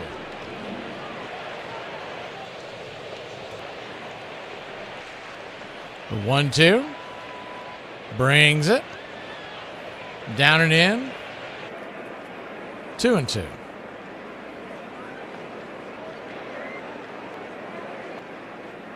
Braves Rockies tonight.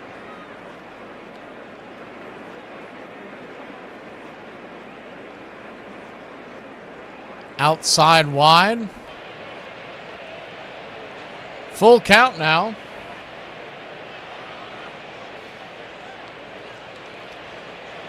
The Cubs have got some good news on the closing front. Their closer, Palencia, is going on a rehab assignment starting tonight. The payoff pitch, swing, fouls it back. We'll do it again.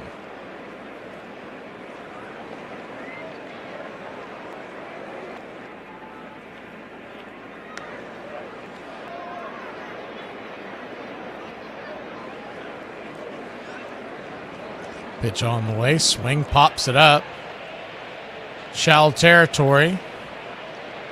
Making the catch in foul territory is the first baseman, bending into the nets. Fernandez loses his cap, falls into the netting. Good play over there.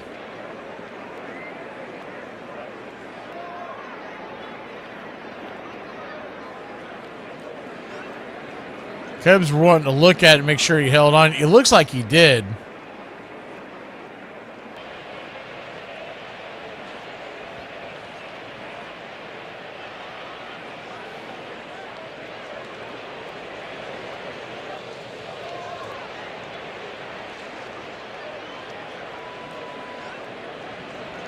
First pitch on the way is off the plate to Crow Armstrong.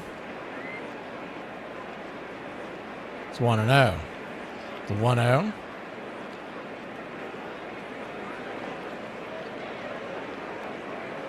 Four-seam fastball misses, ball 2-0. So 2-0 count. Showing bunt. Taken all the way with the curveball, 2-1.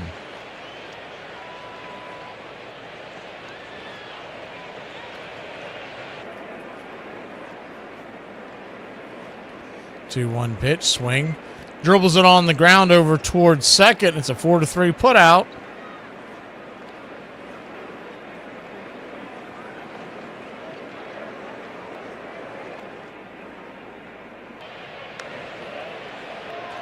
Two down. Dansby Swanson to the plate.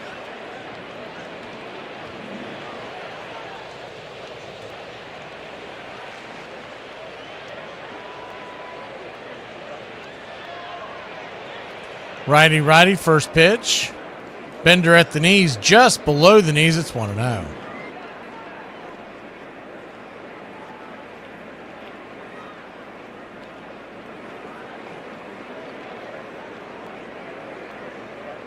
The 1-0.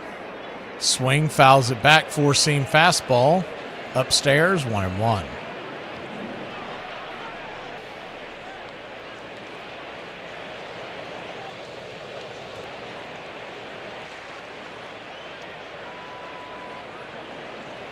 One count. Swing roller towards short. Perdomo's got it, flips it to first, and that'll end the inning. We got a one-run game going to the top of the ninth.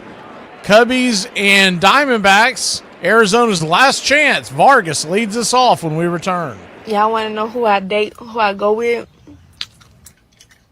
No. He's got to come in with a fastball and gain a fastball hitter. Deep to left. There's Ron Gant's first ever grand slam.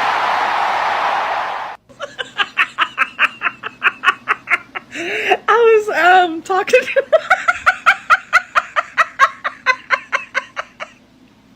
I was talking to one of my friends, and he told me that him and his new girlfriend were trying something new, so they wanted to try bees. And so and he said, "Did you know that you're supposed to pull beads out real slow?" And I was like, "No, I didn't know that." And he was like, "Me neither. I started that girl up like a chainsaw." I'm 40. I threw my back out plugging in my phone charger the other day. I'm 40. Why are everyone's headlights so bright? I'm 40. If there's no parking, I'm not going. I'm 40. I'm going to calculate my sugar intake relative to hours before bed. I'm 40. Why are there so many people everywhere all the time? I'm 40. I'm cranky, and I'll be the first one to tell you. 2 outs, 2 strikes on Reggie, and you've got to know he's going to get the super sinker. The set, here it comes. The sinker swung on and missed. Reggie is fuming. Late in his career, Hall of Fame pitcher Gaylord Perry confessed what those who had played against him knew all too well, that he had regularly doctored the ball. Generations of major leaguers, including some of the greatest stars in the game, used some form of amphetamines to increase their focus and energy. But by the late 1980s, some baseball players had found a new way to gain an edge.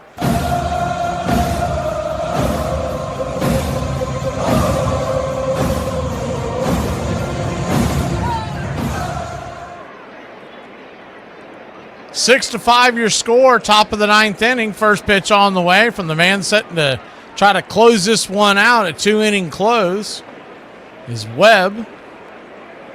Jacob Webb misses off the plate wide. It's 1-0. Righty-lefty matchup. Vargas, who's 4 for 4 on the day. Pitch misses. Ball 2, 2-0. 2-0 count.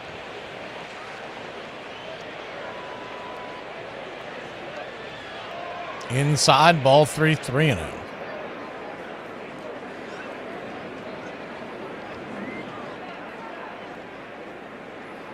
Braves Rockies tonight, 8:40 first pitch. Come on the air at 8 o'clock to get you ready. The 3-0 just grabs the inner part of the zone. 3-1. Braves Country today for you country club members, 6:30 tonight. Go over the Diamondbacks, the Rockies and Braves series. The 3-1 pitch. Down below the knees, ball 4. So he'll head on down to first.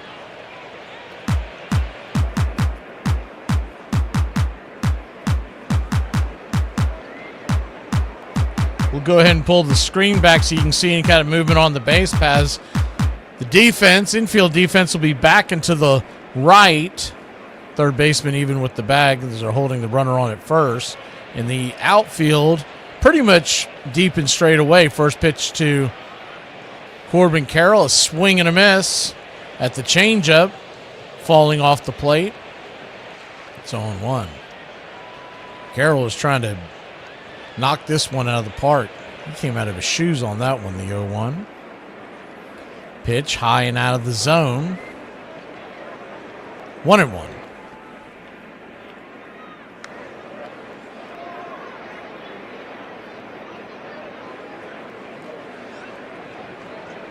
One count.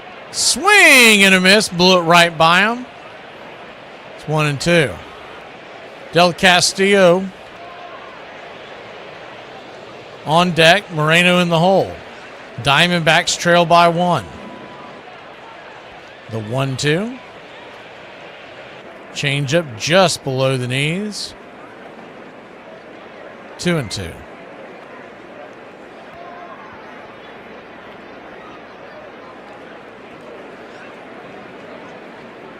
The 2-2. Swing, pops it up. Third base side, Bregman giving chase over by the dugout. He's going to run out of room, and we'll do it again at 2-2.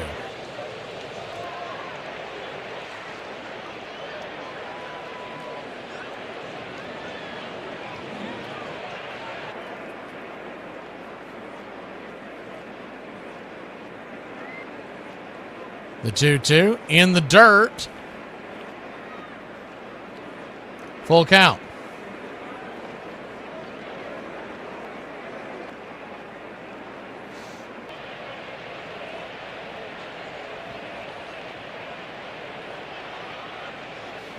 The payoff pitch. Swing and a miss, strike 3. Got him with the four-seamer in on the hands, and there's one away. Double play can get the Cubs out of the jam here. Runner at first, 1 out. Tel Marte's coming on to pinch hit for the Snakes. Vargas at first representing the tying run.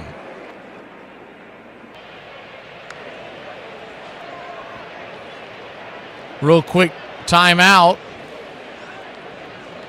Is the pitching coach for the Cubs, Tom Hotovy, is coming out there to have a chat with this hurler.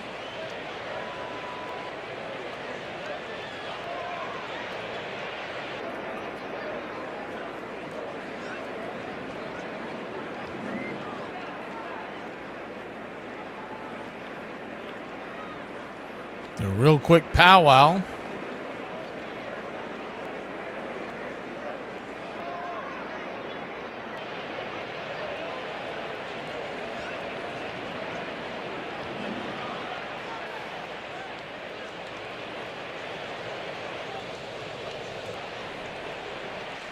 So here we go. Runner at first, 1 out, infield back into the right. Outfield deep and straight away.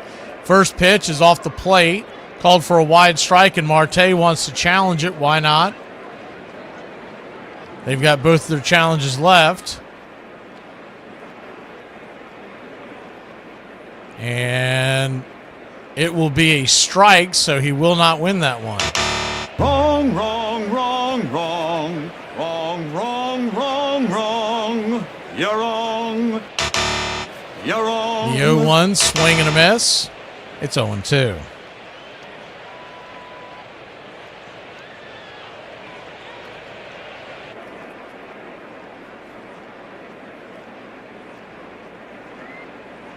The 0-2 pitch, swing, chopped on the ground over towards second. It's going to be a 4-6-3 attempt at a double play. Marte will beat it out by about a step or so. Dansby probably would have been better off just putting that in his pocket. So the game is still alive, but there's 2 outs.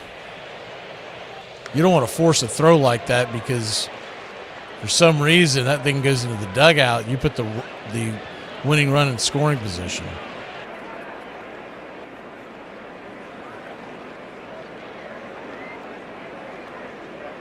Righty-righty matchup. Moreno, the backstop, steps at the plate. First pitch on the... Well, they're going to flip it over to first real quick to keep Marte close by. Tying run at first. Go-ahead run at the plate. Snakes are down to their final out. The first pitch is upstairs, misses high. It's 1-0. Wrigley Field faithful are on their feet.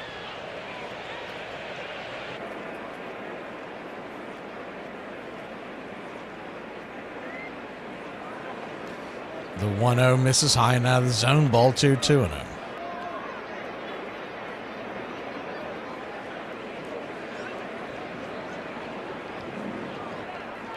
2-0 count. On deck is Fernandez. The pitch right down the pipe for a strike. 2-1. Of course, if he gets on, all they're looking for at that point is a base hit. The 2-1. Swing! Fouls it away, 2-2. And the Diamondbacks are down to their final strike.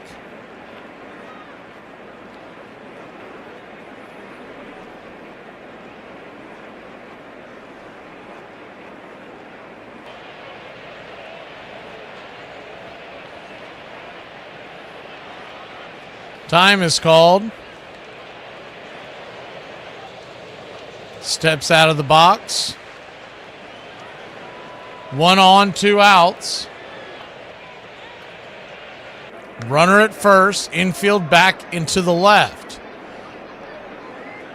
They get one down in the gap, they could tie it. The game right now is at the plate. The 2-2. Swing and a miss. Strike 3. Pulls the string on that one. And the Cubs win.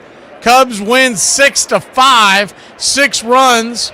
8 hits, 1 error for Chicago, 5 runs, 11 hits, no errors for Arizona. A game that the Cubs led 6-1, a 4-run rally in the 6th made this very close, but the Cubs will hold on to win. They'll get their 20th win of the year, go to 20-12, and Arizona will go to 16-15.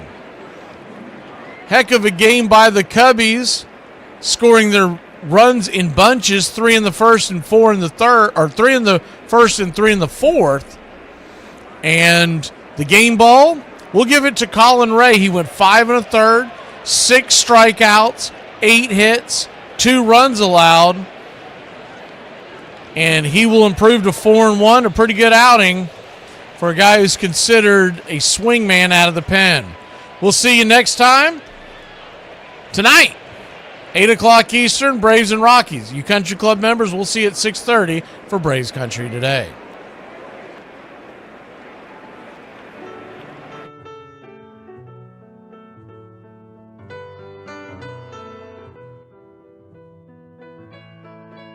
Casey at the Bat by Ernest Lawrence Thayer.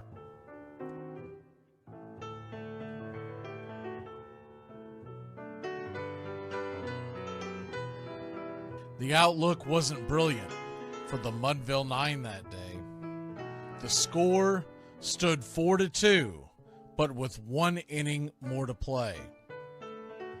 And when Cooney died at first, and Barrows did the same, a pall-like silence fell upon the patrons of the game.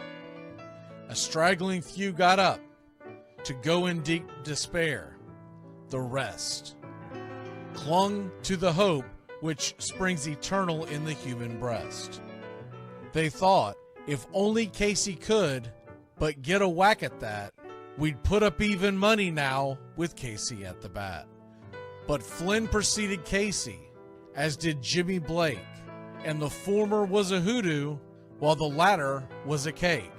So upon that stricken multitude, grim, melancholy sat, for there seemed but little chance of Casey getting to the bat. But Flynn let drive a single, to the wonderment of all, and Blake, the much despised, tore the cover off the ball. And when the dust had lifted, and men saw what had occurred, there was Jimmy safe at second, and Flynn a hugging third. Then from 5,000 throats and more rose a lusty yell. It rumbled through the valley, it rattled in the dell. It pounded on the mountain and recoiled upon the flat, for Casey, mighty Casey, was advancing to the bat. There was ease in Casey's manner as he stepped into his place. There was pride in Casey's bearing, and a smile lit Casey's face. And when responding to the cheers, he lightly doffed his hat. No stranger in the crowd could doubt 'twas Casey at the bat. 10,000 eyes were on him as he rubbed his hands with dirt. 5,000 tongues applauded when he wiped them on his shirt. Then while the writhing pitcher ground the ball into his hip, defiance flashed in Casey's eye, a sneer cooled Casey's lip. And now the leather-covered sphere came hurtling through the air, and Casey stood a-watching it in a haughty grandeur there. Closed by the sturdy batsman, the ball unheeded sped. "That ain't my style," said Casey. "Strike one," the umpire said. From the benches black with people, there went up a muffled roar, like the beating of a storm waves on a stern and distant shore. "Kill him! Kill the umpire!" shouted someone on the stand, and it's likely they'd have killed him had not Casey raised his hand. With the smile of Christian charity, great Casey's visage shone. He stilled the rising tumult, he bade the game go on. He signaled to the pitcher, and once more the dun sphere flew. But Casey ignored it, and the umpire said, "Strike two!" "Fraud!" cried the maddened thousands, and echoed answered, "Fraud!" But one scornful look from Casey, and the audience was awed. They saw his face grow stern and cold. They saw his muscles strain. And they knew that Casey wouldn't let that ball go by again. The sneer is from Casey's lip. His teeth are clenched in hate. He pounds with cruel violence his bat upon the plate. And now the pitcher holds the ball, and now he lets it go. And now the air is shattered by the force of Casey's blow. Oh, somewhere in the favored land, the sun is shining bright. The band is playing somewhere, and somewhere hearts are light. And somewhere men are laughing, and somewhere children shout. But there is no joy in Mudville. Mighty Casey has struck out. Casey at the Bat, Ernest Lawrence Thayer, published June 3rd, 1888. San Francisco Examiner.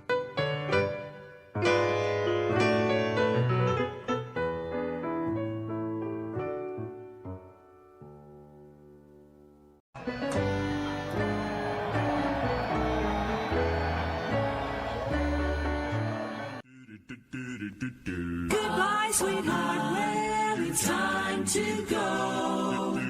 We're back tomorrow with another show. Well, unless we're fired, we'll talk to you then.